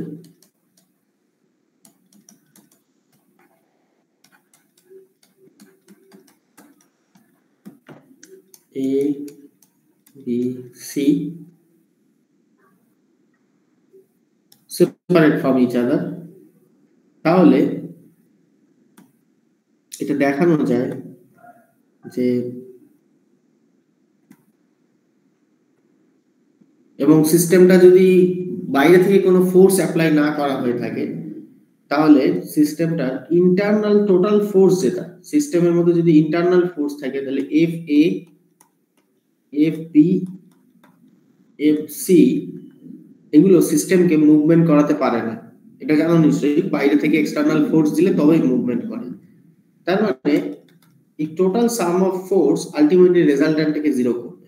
এটাকে বলে ক্যান্সেলেশন অফ ইন্টারনাল ফোর্স। এটা তোমাদের দেখবে বিএসসি তে শেখানো হয়। হ্যাঁ, এটা ওই 11-12 থাকে ফ্রি বডি ডায়াগ্রাম করতে গিয়ে। হ্যাঁ, ও 11-12 শেখায় বোধহয়, এটা ঠিক আমি ভুলে গেছি। Cancellation of internal force.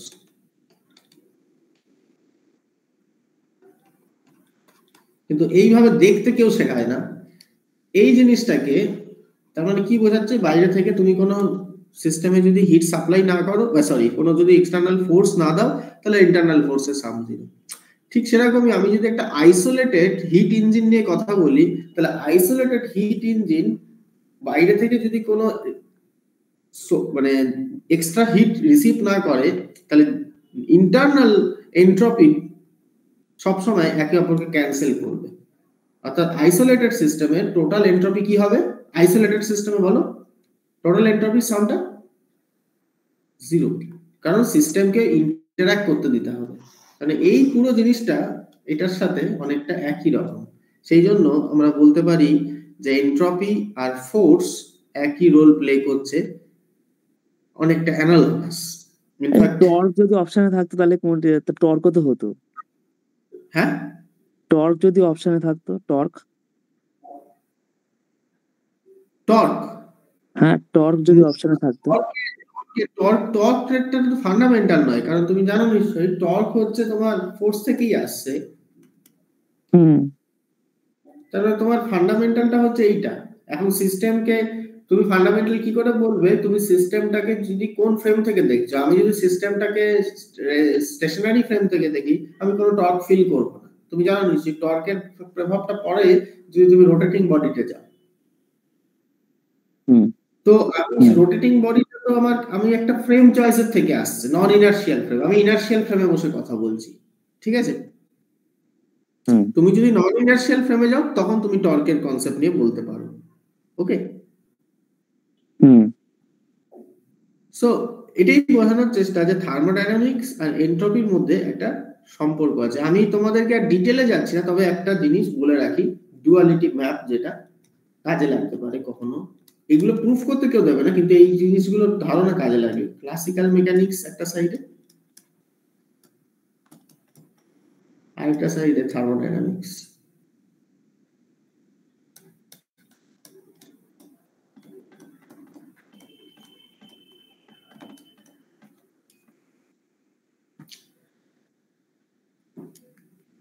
First, classical মেকানিক্সে আমরা জানি অ্যাক্সেলারেশন অফ এ পার্টিকেল,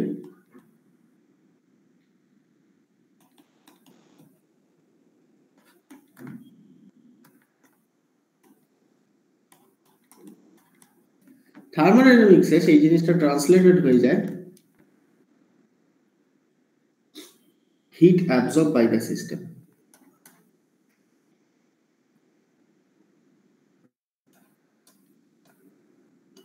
কেন আমি বলছি,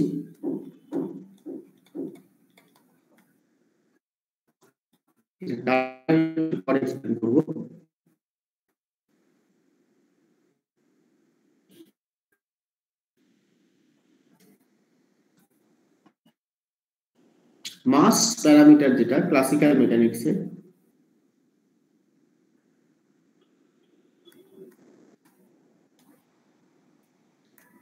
সেটা রিলেটেড হয়ে যায় থার্মোডাইনামিক্সে ইনভার্স টেম্পারেচারের সাথে। কি বলছি বুঝতে পারছো? 1/T, এটা হচ্ছে কিউ, এটা হচ্ছে অ্যাক্সেলারেশন এ।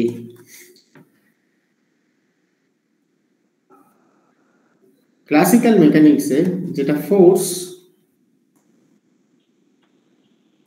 ফোর্সের ডেফিনেশন কি?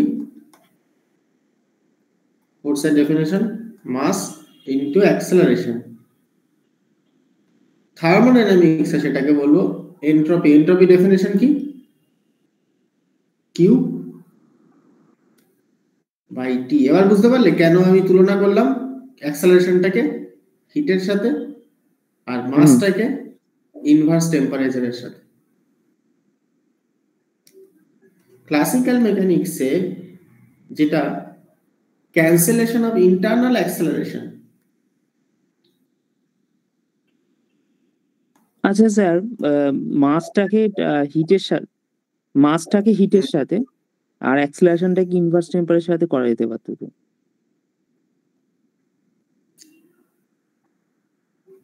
না, সেটা করা যাবে না, তার কারণ ফোর্সেস থেকে সেটা আসছে। আমি ক্লসিয়াস স্টেটমেন্ট থেকে আমি যেটা পাচ্ছি ক্যান্সেলেশন অফ অ্যাক্সেলারেশন নয়, ক্যান্সেলেশন। সেটা তো হচ্ছে ফোর্সটাতে এনট্রপি ঠিক আছে, মাসটাকে আপনি বললেন ইনভার্স টেম্পারেচার, আমি বলছি মাসটাকে হিট আর অ্যাক্সেলারেশনটাকে 1/T। না, সেটা করা যায় না। হিট অ্যাবজর্ব আর হিট রিলিজ এইটাকে মনে হয় পজিটিভ আর নেগেটিভ দুটো আকারে করা যায়, মানে যেটা অ্যাক্সেলারেশন যেটা অ্যাক্সেলারেশনটা ডি অ্যাক্সেলারেট বা হ্যাঁ বুঝতে পেরেছি। বুঝতে পারছো, মানে accelerate and d plus q আর মাইনাস কিউ যে ছাড়বে বা অ্যাকসেপ্ট করবে। কারণ মাস কখনো তো নেগেটিভ পজিটিভ হতে হয়, তাহলে তো অ্যান্টি ম্যাটার হয়ে যেত। সে কি বলে ওটাকে, অ্যান্টি ম্যাটারে মানে অ্যান্টি পার্টিকেলের মতন মাস নেগেটিভ যদি কিছু থাকতো, এরকম তো হয় না। হ্যাঁ। So cancellation of internal force, sir ওটা মনে হয় এক্সোটিক ম্যাটার, মানে অ্যান্টি ম্যাটারের তো মাস পজিটিভই হয়। হ্যাঁ, অ্যান্টি ম্যাটারের মাস পজিটিভ।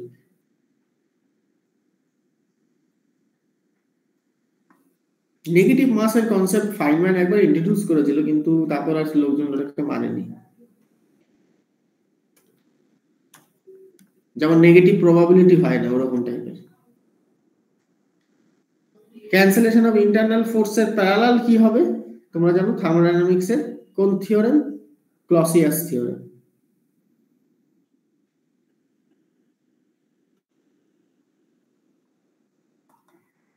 ক্লসিয়াস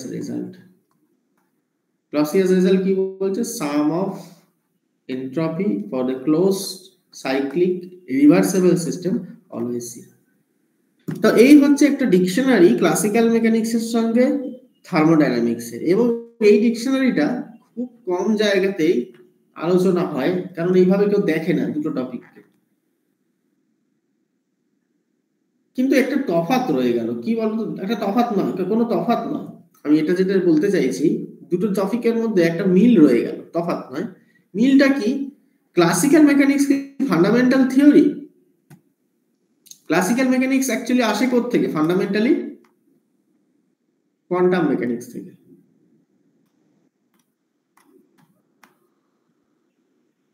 থার্মোডাইনামিক্স কি ফান্ডামেন্টাল? থার্মোডাইনামিক্স আসে কোথা থেকে? স্ট্যাটিস্টিক্যাল থেকে। স্ট্যাটিস্টিক্যাল মেকানিক্স থেকে।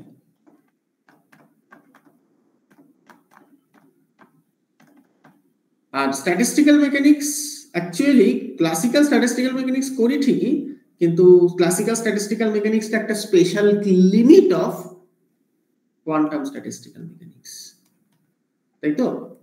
তো আলটিমেটলি দুটো থিওরি ফান্ডামেন্টাল জায়গা রয়েছে কোয়ান্টাম থিওরি। ওকে, তার মানে আমরা এন্ট্রপিকে এক ধরনের ফোর্স বলেও ভাবতে পারি। এখন গ্র্যাভিটিকে কি বলি আমরা?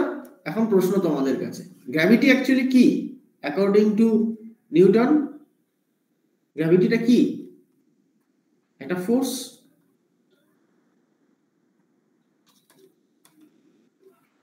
তাই তো? এখন যদি কেউ বলে না গ্র্যাভিটিটা একটা ফোর্স, তো ঠিকই, কিন্তু অ্যাকর্ডিং টু দিস লজিক এটা একটা এন্ট্রপিও বটে। তাহলে কিন্তু খুব ঘেটে গেল আইনস্টাইনের কনসেপ্ট।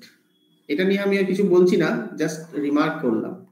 গ্র্যাভিটিকে যদি ফোর্স বলো আর সেই ফোর্সকে যদি এন্ট্রপির সাথে তুলনা করো, তাহলে কিন্তু আইনস্টাইনের জেনারেল রিলেটিভিটি মুশকিলে পড়ে যাবে। কেন? গ্র্যাভিটি হচ্ছে আইনস্টাইনের মতে জিওমেট্রি, আর যখন তুমি গ্র্যাভিটিকে ফোর্স বলতে এন্ট্রপির সাথে তুলনা করছো, এন্ট্রপি হচ্ছে একটা ইমার্জেন্ট, জানিস, ইমার্জ করছে কোথাও থেকে যেন। এন্ট্রপি ফান্ডামেন্টাল না, entropy is emergent object. So in that case this two thing are different. Anyway, so আমি এই দুটো রেজাল্টকে তুলনা করার থানু পদ্মনাভনের এরকম আইডিয়াটা কিছুটা আমি পেলাম। থানু পদ্মনাভনেরও এরকম আইডিয়া ছিল আর কি, মানে ওনার কোয়ান্টাম গ্র্যাভিটি সম্পর্কে এই থার্মোডাইনামিক্স এন্ড গ্র্যাভিটি অ্যানালজি আর কি, মানে রাইট রাইট এরকম ছিল। এনিওয়ে, আমরা এই জিনিস নিয়ে আর বিশেষ কিছু ঘাটাঘাটি করব না। তোমাদের কোনো প্রশ্ন থাকলে বলো। Any question? কারোর কাছে কোনো কোশ্চেন আছে? হ্যাঁ স্যার। অমিত, তুমি বুঝতে পারছো? হ্যাঁ স্যার। ওকে, আচ্ছা, তাহলে নেক্সট প্রবলেমে যাওয়া যাক।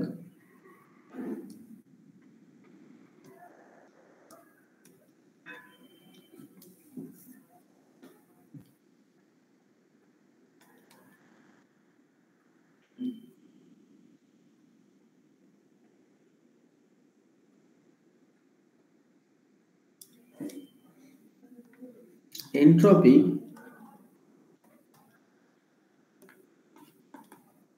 for a relativistic particle in 2D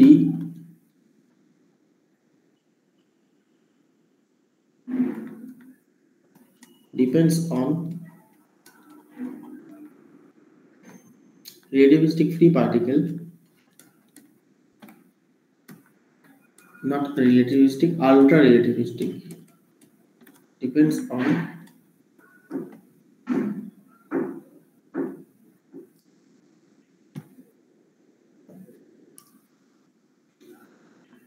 the energy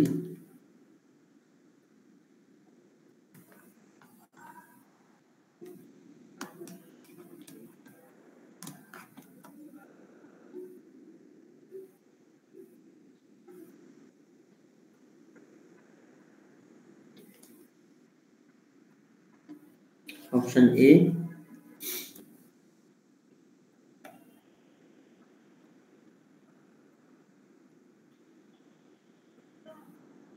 e to the power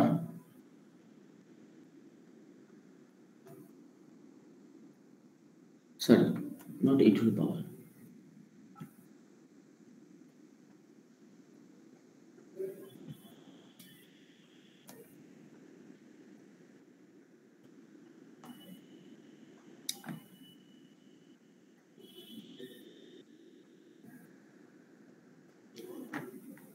so log of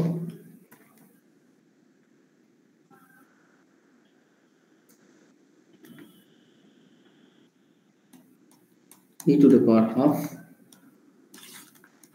log of E log of 3/2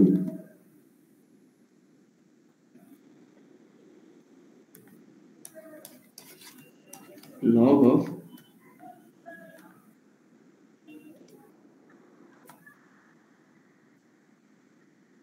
E square। কোনটা মনে হচ্ছে হবে? বলে যে entropy of a ultra relativistic free particle in 2D depends on energy। খুব সহজ প্রশ্ন কিন্তু এটা। এনট্রপির ফর্মুলাটা কি? মাইক্রোস্টেটের উপর কিভাবে নির্ভর করে এনট্রপি? Log omega. ওমেগাটা কি? Number of microstate. আর নাম্বার অফ মাইক্রোস্টেটের ডেফিনেশন কি? d3 in general for any arbitrary d dimension। Hello, শোনা যাচ্ছে তো? any arbitrary d dimension dq। একটা তো ফর্মুলা আছে ওই e to the power d by s minus 1। না, ওটা মাইক্রোস্টেট নয়, ওটা ডেনসিটি অফ স্টেট। সো এখান থেকে তুমি দেখাতে পারো ভলিউমের পার্টটা কিন্তু তুমি বুঝতেই পারছো, ভলিউম পার্টটা জাস্ট ভি হয়ে যাবে, ভি জাস্ট ভিডি ডি ডাইমেনশন স্পেসে যা ভলিউম হয়, আর মোমেন্টাম পার্টটা পড়ে থাকবে। আমি জাস্ট এগুলো ভেঙে দেখাচ্ছি কারণ যারা জানে না তাদের জন্য।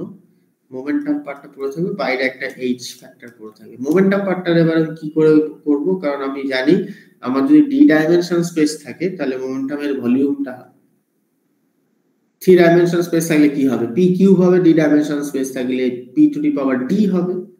So omega is proportional to vd p to the power d by h to the power d। এবার এনার্জি মোমেন্টাম ডিসপারশন রিলেশনটা দেখতে হবে। Energy momentum dispersion relation for relativistic particle সেটা আমরা জানি p square c square m square c to the power 4। আর ultra relativistic করলে মাসটা যদি 0 হয়ে যায় তাহলে এটা হয়ে যায় জাস্ট pc। তাহলে p হচ্ছে প্রপোর্শনাল টু এনার্জি। তাহলে p যদি এনার্জির সাথে প্রপোর্শনাল হয় তাহলে মাইক্রোস্টেট হবে e to the power d, just t। আর টু ডাইমেনশন যদি কথা বলো, ইন প্রিন্সিপাল কথা বলছি, আমি যদি ইন প্রিন্সিপাল দেখি পুরো ব্যাপারটাকে, আলট্রা রিলেটিভিস্টিক একটা স্পেশাল কেস। যদি আমরা এমন একটা ডিসপারশন রিলেশন নিয়ে কথা বলি যেখানে ইটা মোমেন্টামের একসাথে এরকম একটা পাওয়ার ফলো করছে p to the power s, তাহলে এই p টা লেখা যায় e to the power d আপন s। তাহলে in normal case number of microstate is a function of energy. It depends on e to the power d by s, where d is a dimension of space and s is the power of dispersion। আর সুমন যেটা বলছো g ওটাকে define করা হয় del omega del ই বলে, সেটা হয় e to the power d by s। বোঝা গেছে? এটা ছিল ফর্মুলা। এখন আমাদের ক্ষেত্রে এনার্জি ডিসপারশনটা কি হবে? এনার্জি ডিসপারশন আমাদের কাছে হবে e হচ্ছে just ultra relativistic proportional to p, তার মানে s হচ্ছে 1, তার মানে omega is just proportional to e to the power d। So now a log entropy is just log of e square।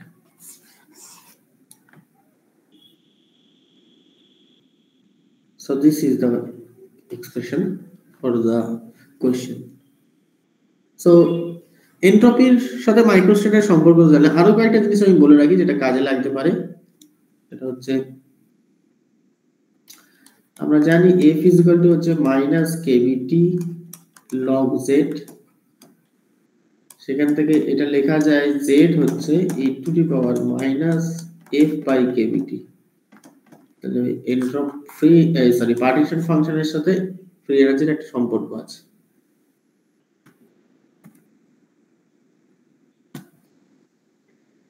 Now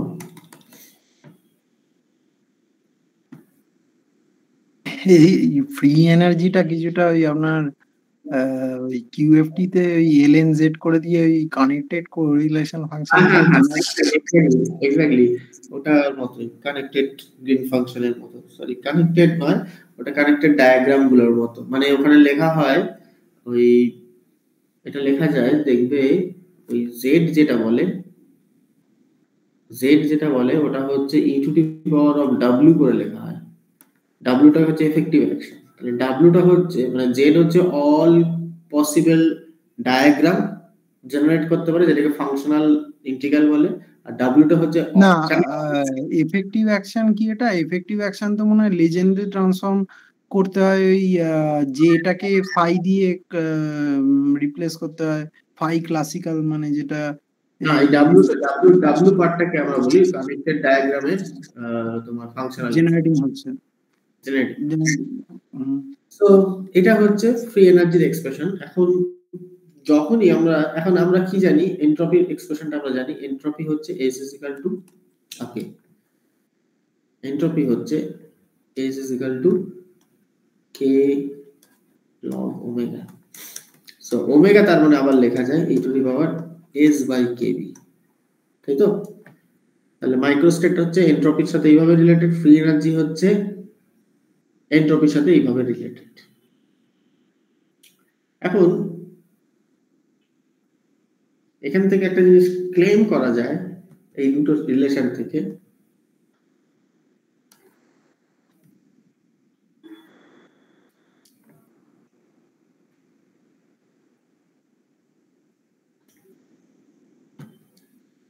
Z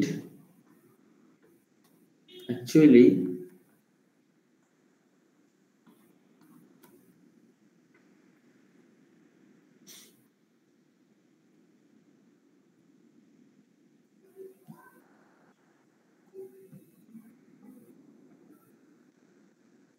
মানে যেটা আমি বলতে চাইছি সেটা হচ্ছে যে এই দুটো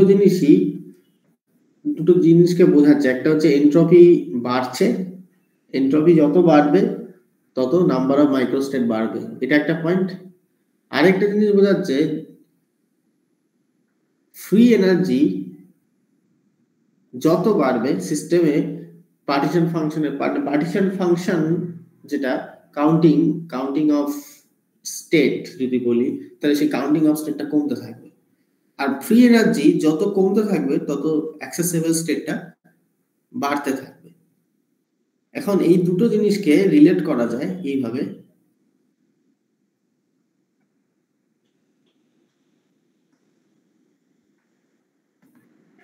লাস্ট কথাটা কি বলেন? আমি বললাম যত ফ্রি এনার্জি কমতে থাকবে তত পার্টিশন ফাংশনটা ইনক্রিজ করে থাকবে। মানে পার্টিশন ফাংশন মানে হচ্ছে কাউন্টিং অফ স্টেট, তাই তো? হ্যাঁ। এখন কাউন্টিং অফ স্টেটটা তত বাড়তে থাকবে যত ফ্রি এনার্জি কমতে থাকবে। কাউন্টিং অফ স্টেটটা বাড়তে থাকবে যত ফ্রি এনার্জিটা কমতে থাকবে। আর যত ফ্রি এনার্জি বাড়তে থাকবে কাউন্টিং অফ স্টেট তত কমতে থাকবে। বুঝতে পারছো? মানে স্যার একটা ব্যাপার আছে যে ওই ম্যাথামেটিশিয়ানরা নাম্বার থিওরিতে মানে ধরুন একটা নাম্বার আছে, ওটাকে কত রকম ভাবে যোগ আকারে লেখা যায় আর কি। মানে যেমন ধরুন 3কে 2 + 1, 3বার 1 যোগ করে, বা এই দুরকম ভাবেই লেখা যায়। মানে এরকম ভাবে ওরা পার্টিশন ফাংশনটাকে, মানে আমি এখানে যেটা বলা যায় যে সেটা হচ্ছে এই দুটো জিনিসই এক্সপোনেনশিয়াল ফর্মে আছে। তার কারণটা কি? তার কারণটা হচ্ছে এই দুটো জিনিসই হচ্ছে অ্যাডিটিভ রুল ফলো করে। মানে এগুলো বলে এক্সটেন্সিভ প্রপার্টি।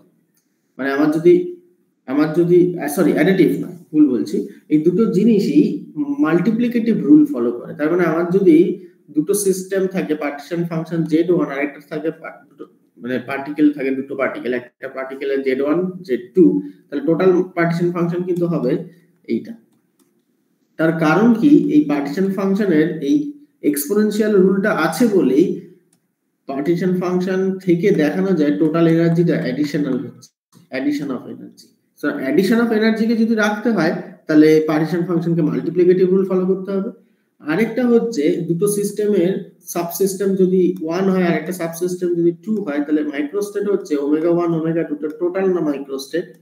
তার মানে এটা ইন্ডিকেট করছে টোটাল এন্ট্রপিটা কি হবে, সাম হচ্ছে, তার মানে এন্ট্রপির অ্যাডিশন রুল আছে, অ্যাডিটিভ প্রপার্টি আছে। মানে এক্স্যাক্টলি এই জিনিসটাই হয়, মানে আমাদের ওই একটা জিনিস পড়িয়েছিল যে ওই জেডটা হচ্ছে generating function of all Greens function বা অল ডায়াগ্রাম, কিন্তু ওটা হ্যাঁ, যেই লগ নেওয়া হচ্ছে ডিসকানেক্টেড পার্ট গুলো উড়ে যায়, কারণ হ্যাঁ। ওগুলো কারণ ওটা থেকে তো আমি ফ্রি এনার্জি পাচ্ছি, তো ফ্রি এনার্জিটা তো এক্সটেন্সিভ ভ্যারিয়েবল, তো যদি ওরকম মাল্টিপ্লিকেটিভ পার্ট থাকে তাহলে তো ওটা এক্সটেন্সিভ হলো না, মানে ওটা এন স্কোয়ার এন কিউব এরকম ভাবে বাড়তে থাকবে, তাই না? তো এক্স্যাক্টলি মানে এই জন্যই আর কি হয় আর কি, মানে লগ নিলে ওগুলো উড়ে গিয়ে কানেক্টেড গ্রিন ফাংশনের পার্টটুকু পড়ে থাকে আর কি। Right, right. আরেকটা জিনিস মনে রাখতে হবে যে টোটাল এনার্জি যখন ক্যালকুলেট করব, অ্যাভারেজ এনার্জি, তখন আমরা সবসময় del del beta of log z calculate করব। কিন্তু আমি যখনই ভ্যারিয়েশন ক্যালকুলেট করব, অ্যাভারেজ এনার্জির ভ্যারিয়েশন ডেল্টা ই স্কোয়ার, তখন কিন্তু আমাকে ক্যালকুলেট করতে হবে del two del beta two log z. ঠিক আছে, এই জিনিসটা সবসময় ক্যারি আউট করতে থাকবে। মানে এখন যদি আমাকে কেউ ডেল্টা ই কিউব ক্যালকুলেট করতে পারে, তাহলে আমি কি ক্যালকুলেট করবো? তাহলে ফর্মুলাটা হচ্ছে delta e whole to the power n যদি থাকে, তাহলে আমাকে ক্যালকুলেট করতে হবে actually delta n minus one whole to the power n del n del beta n log z. Moment, এগুলোকে বলে মোমেন্ট। মানে আমি যদি ভ্যারিয়েশন ক্যালকুলেট করি স্ট্যান্ডার্ড ডেভিয়েশন, তাহলে ফার্স্ট মোমেন্ট স্ট্যান্ডার্ড ডেভিয়েশন হচ্ছে জাস্ট সেকেন্ড অর্ডার ডেরিভেটিভ, তার পরবর্তীগুলো এইভাবে চলতে থাকবে। আর এই রুলটা সবসময় ফলো করবে, মানে পার্টিশন ফাংশনের কোনো কাজ নেই, তার মানে সমস্ত অবজারভেবল ক্যালকুলেট করা হয় পার্টিশন ফাংশনের লগ থেকে। তাহলে log of partition function important, not partition function itself. Okay, তো এই জিনিসটা খেয়াল রাখো, এই জিনিসটা থেকে কিন্তু অনেক প্রশ্ন আসে, মানে এই প্রপার্টিটা আমি নেক্সট ক্লাসে মানে সমস্ত এক্সটেন্সিভ ভ্যারিয়েবলই হচ্ছে এই লগ অফ জেড। কিন্তু এখানে সবথেকে মেজর কোশ্চেন হচ্ছে, সবথেকে মেজর কোশ্চেন যার কোনো সলিউশন নেই, সেটা হচ্ছে দেখানো গেছে এন্ট্রপি ফর ব্ল্যাক হোল ওটা ডিপেন্ড করছে এরিয়ার উপর, লগ অফ এরিয়া নয়। এই জিনিসটা যদি হয়, যেটাকে বলে ব্ল্যাক হোল এন্ট্রপি, এইটা হলে কিন্তু মুশকিল। এন্ট্রপি কি করে অ্যাডিটিভ সেটা আমি বোঝাতে পারবো না। অনেকে অনেকভাবে ট্রাই করেছিল, কিন্তু কোনোভাবেই কোনো সলিউশন হয়নি। এইটা বোঝাচ্ছে যে এন্ট্রপির অ্যাডিটিভ রুলটা নষ্ট হয়ে যাচ্ছে। সো এই একমাত্র জায়গাতেই সমস্যাটা রয়ে গেছে এখনো, বাদ বাকিতে কোনো প্রবলেম নেই অ্যাডিটিভ রুল হিসেবে দেখা। মানে ব্ল্যাক হোল থার্মোডাইনামিক্স এর স্ট্যাটিস্টিক্যাল ইন্টারপ্রিটেশন এখনো আনসার্টেন, কেউ কিছু জানি না। ওকে স্যার, ওই ফার্স্টে ওই যে বললে, ওই যে সমর্থিত একটা প্রশ্ন বললো না যে ওই গ্রাউন্ড স্টেটটা হচ্ছে নন ডিজেনারেট হয়, ওটা প্রুফ করতে বলেছিল ওকে, ওটা প্রুফটা কি করে করবে? ওটা তার গ্রাউন্ড স্টেট নন ডিজেনারেট হয় না কি বলেছে, কি প্রশ্ন করেছে, নাকি বাউন্ড স্টেট নন ডিজেনারেট হয় না, কি প্রশ্ন ছিল? না মানে 1D শ্রোডিঙ্গার ইকুয়েশন তো নন ডিজেনারেট হয়, তাই না? তোমার প্রশ্নটা কি ছিল? প্রমাণ করো মানে 1D শ্রোডিঙ্গার ইকুয়েশনের মানে ইন জেনারেল নন ডিজেনারেট হয় আর কি সলিউশন গুলো, কারণ মানে যদি দুটো ওয়ান ডাইমেনশনে, তো ওয়ান ডাইমেনশন, এটা তো খুব ইজি। মানে এটা তো দেখবে আমি এমএসসি সুমন তোমাদের ফার্স্ট সেমিস্টারে পড়িয়েছিলাম বোধহয়। মানে এটা তো একটাই কোয়ান্টাম নাম্বার থাকবে, তাহলে তো সেক্ষেত্রে এটা আবার মানে কি বলবো, এটা তো নন ডিজেনারেটই তো হবে না। প্রমাণ করবে কি করে? ওটা তো অবজারভেশন, তুমি দেখাবে কি করে ম্যাথমেটিক্যালি নন ডিজেনারেট হবে। তার কারণটা খুব ইজি, কেন বলতো? কারণ বাউন্ড স্টেট ওয়ান ডাইমেনশনে সমস্ত বাউন্ড স্টেট ওয়েভ ফাংশন হয় রিয়েল ওয়েভ ফাংশন। মানে এক কথায় উত্তর যদি দাও তাহলে সেটা হচ্ছে রিয়েল ওয়েভ ফাংশন। আর রিয়েল ওয়েভ ফাংশন যদি হয়ে থাকে, তাহলে রিয়েল ওয়েভ ফাংশনের কোনো ডিজেনারেসি থাকে না। তো wave function in a 1D bound state always real, and reality condition does not allow the degeneracy. আচ্ছা স্যার, আমাকে আরেকটা প্রশ্ন করেছিল ওই নাইজার ভুবনেশ্বরে, আপনি যদি একটু ড্র করতে পারেন এই আপনার স্ক্রিনেই দুটো পোটেনশিয়াল হারমোনিক পোটেনশিয়াল ওয়েল, মানে একটা x equals to minus a তে আছে আর একটা x ইকুয়ালস টু a তে আছে, মানে মিনিমা গুলো। আচ্ছা। হ্যাঁ, একটা এতে আছে আর একটা প্লাস এতে আছে, ওটা একটা জায়গায় ক্রস করবে। বেশ। এই দুটোকে যদি আপনি ওই মাঝখানে ওই y অ্যাক্সিস বরাবর হ্যাঁ, আরো হ্যাঁ। এক্সট্রাপোলেট করেন, ক্রস করবে। আমাকে বলেছে এই পোটেনশিয়ালটার জন্য গ্রাউন্ড স্টেট ওয়েভ ফাংশনটা করতে। তো আমি গ্রাউন্ড স্টেট ওয়েভ ফাংশনটা যেটা করেছিলাম সেটা হচ্ছে যে একটা বেল শেপ কার্ভ, মানে কোনো গ্রাউন্ড স্টেটে তো কোনো, মানে 1D তে গ্রাউন্ড স্টেটে তো কোনো থাকবে না, নোড থাকবে না। তাহলে নোডলেস যদি আমাকে বানাতে হয় তাহলে ওটা বেল করে মাঝখানে একটা ওই মানে একটা ভ্যালি দিয়ে তারপরে আবার বেল করে আবার এক্সপোনেনশিয়াল। তোমার যদি একটা সিঙ্গেল অসিলেটর থাকতো, সিম্পল ভাবে এইটা কি হতো? একটা গাউসিয়ান। যদি একটা সিঙ্গেল অসিলেটর এখানে থাকতো তাহলে তোমার কি হতো? একটা গাউসিয়ান। দুটো একসাথে থাকলে কি হবে? দুটো একসাথে থাকলে একটা পিক, তারপর একটা জায়গায় একটা মিনিমা, দুটো ম্যাক্সিমার মাঝে একটা মিনিমা থাকবে, এটা এই হচ্ছে গ্রাউন্ড স্টেট। কিন্তু আমাকে বলছে যে নাকি এটা হবে না, তার কারণ হচ্ছে তুমি এটাকে জাস্ট অ্যাড করে দিচ্ছ, এরকম বলেছে। অ্যাড করছি না, এটাকে আমি লিনিয়ার সুপারপজিশন দিয়ে লিখছি, যেখানে C1 phi1 আর এটা C2 phi2। এবার তোমার কি করতে হবে? এই ওয়েভ ফাংশনটাকে তোমার দেখাতে হবে যে এই জায়গাটায় মিনিমা আছে কি নেই, মানে মিনিমা পয়েন্টটাকে তোমাকে দেখাতে হবে ওই ডেরিভেটিভটাকে 0 করে, যেখান থেকে তোমার কোফিশিয়েন্ট C1 C2 গুলো বেরিয়ে যাবে। এটা জাস্ট সিম্পল অ্যাড নয়, কিন্তু এটা জাস্ট সুপারপজিশন নিচ্ছি। আচ্ছা, এবার তোমাকে সুপারপজিশনের কোফিশিয়েন্ট গুলো তোমার ঠিক করতে হবে নরমালাইজেশন দিয়ে, আর প্লাস হবে না মাইনাস হবে ওটা তোমার ডিফাইন করতে হবে ওই মিনিমাম কন্ডিশনটা দিয়ে, কোথায় মিনিমা হচ্ছে। আচ্ছা। আচ্ছা স্যার, এই যে পোটেনশিয়ালটা, এটা তো অনেকটা সেই x²/2 - x⁴/4 ওরকম পোটেনশিয়াল মতো দেখতে। প্রবলেম আছে, এই পোটেনশিয়ালটা মনে হয় না পিস ওয়াইজ কন্টিনিউয়াস। মানে এই পোটেনশিয়ালটা একটা মনে হচ্ছে যতদূর এই পোটেনশিয়ালের ফর্মটা এরকম কিছু একটা হয়। হ্যাঁ, পিসওয়াই, মানে আমি ওই তখন করতে পারিনি, ওরা বসে বসে আমার উপরে খালি ঠাট্টা করছিল, কি বলবো। এরকম টাইপের পোটেনশিয়াল কিছু একটা ছিল, এরকম এটা প্লট করলে এরকম আসে, ইফ আই রিমেম্বার কারেক্টলি।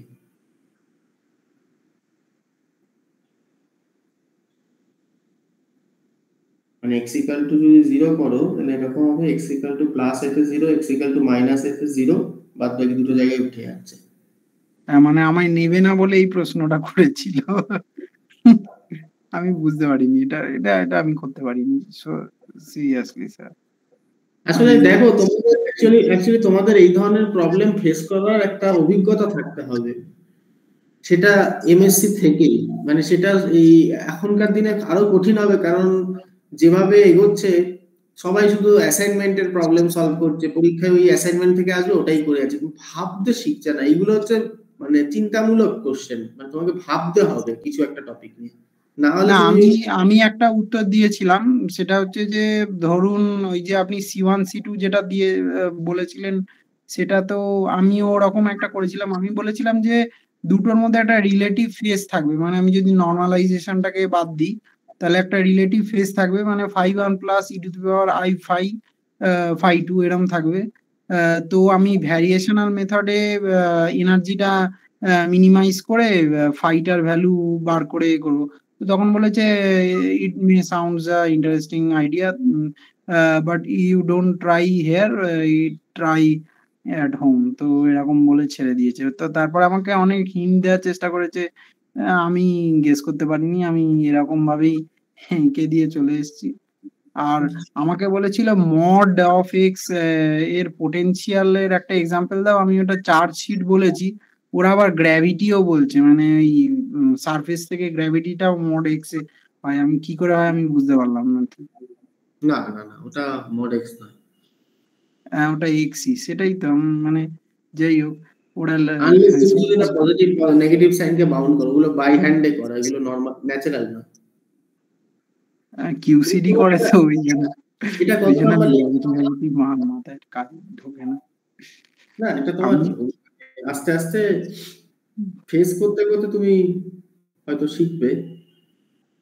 না, আমাকে আর একটা খুব আমাকে, আমি ওখানে যেহেতু আপনার পরের দিন দিয়েছিলাম, আমাকে পরের দিন ওই অ্যাস্ট্রোফিজিক্স, গ্র্যাভিটেশন, কসমোলজিতে খুব সুন্দর প্রশ্ন করেছে, যে বলেছে যে ওই ধরুন টু বডি প্রবলেমে ওই এটার পাথটা আঁকতে, ওই মানে বডিগুলো কিরকম ভাবে মুভ করবে, ওটা স্প্যাগিটি আকারে হয়ে যায় না, মানে কারণ ওটা ইন জেনারেল যদি দুটো বডির মাস আমি ইনইকুইভ্যালেন্ট ধরি আর কি, মানে কেপলার মোশনে আমরা যেটা করি গিয়ে কি, যে সেন্টারে যে স্টারটা বসে থাকে সেটার মাসটাকে আমরা খুব হেভি নিয়ে নিই, আর যে টেস্ট বডিটা ঘুরছে সেটাকে অত্যন্ত লাইট ধরি, এবং যার ফলে আমরা ওরই মোশনটাকে ট্রেস করি। কিন্তু যদি আমরা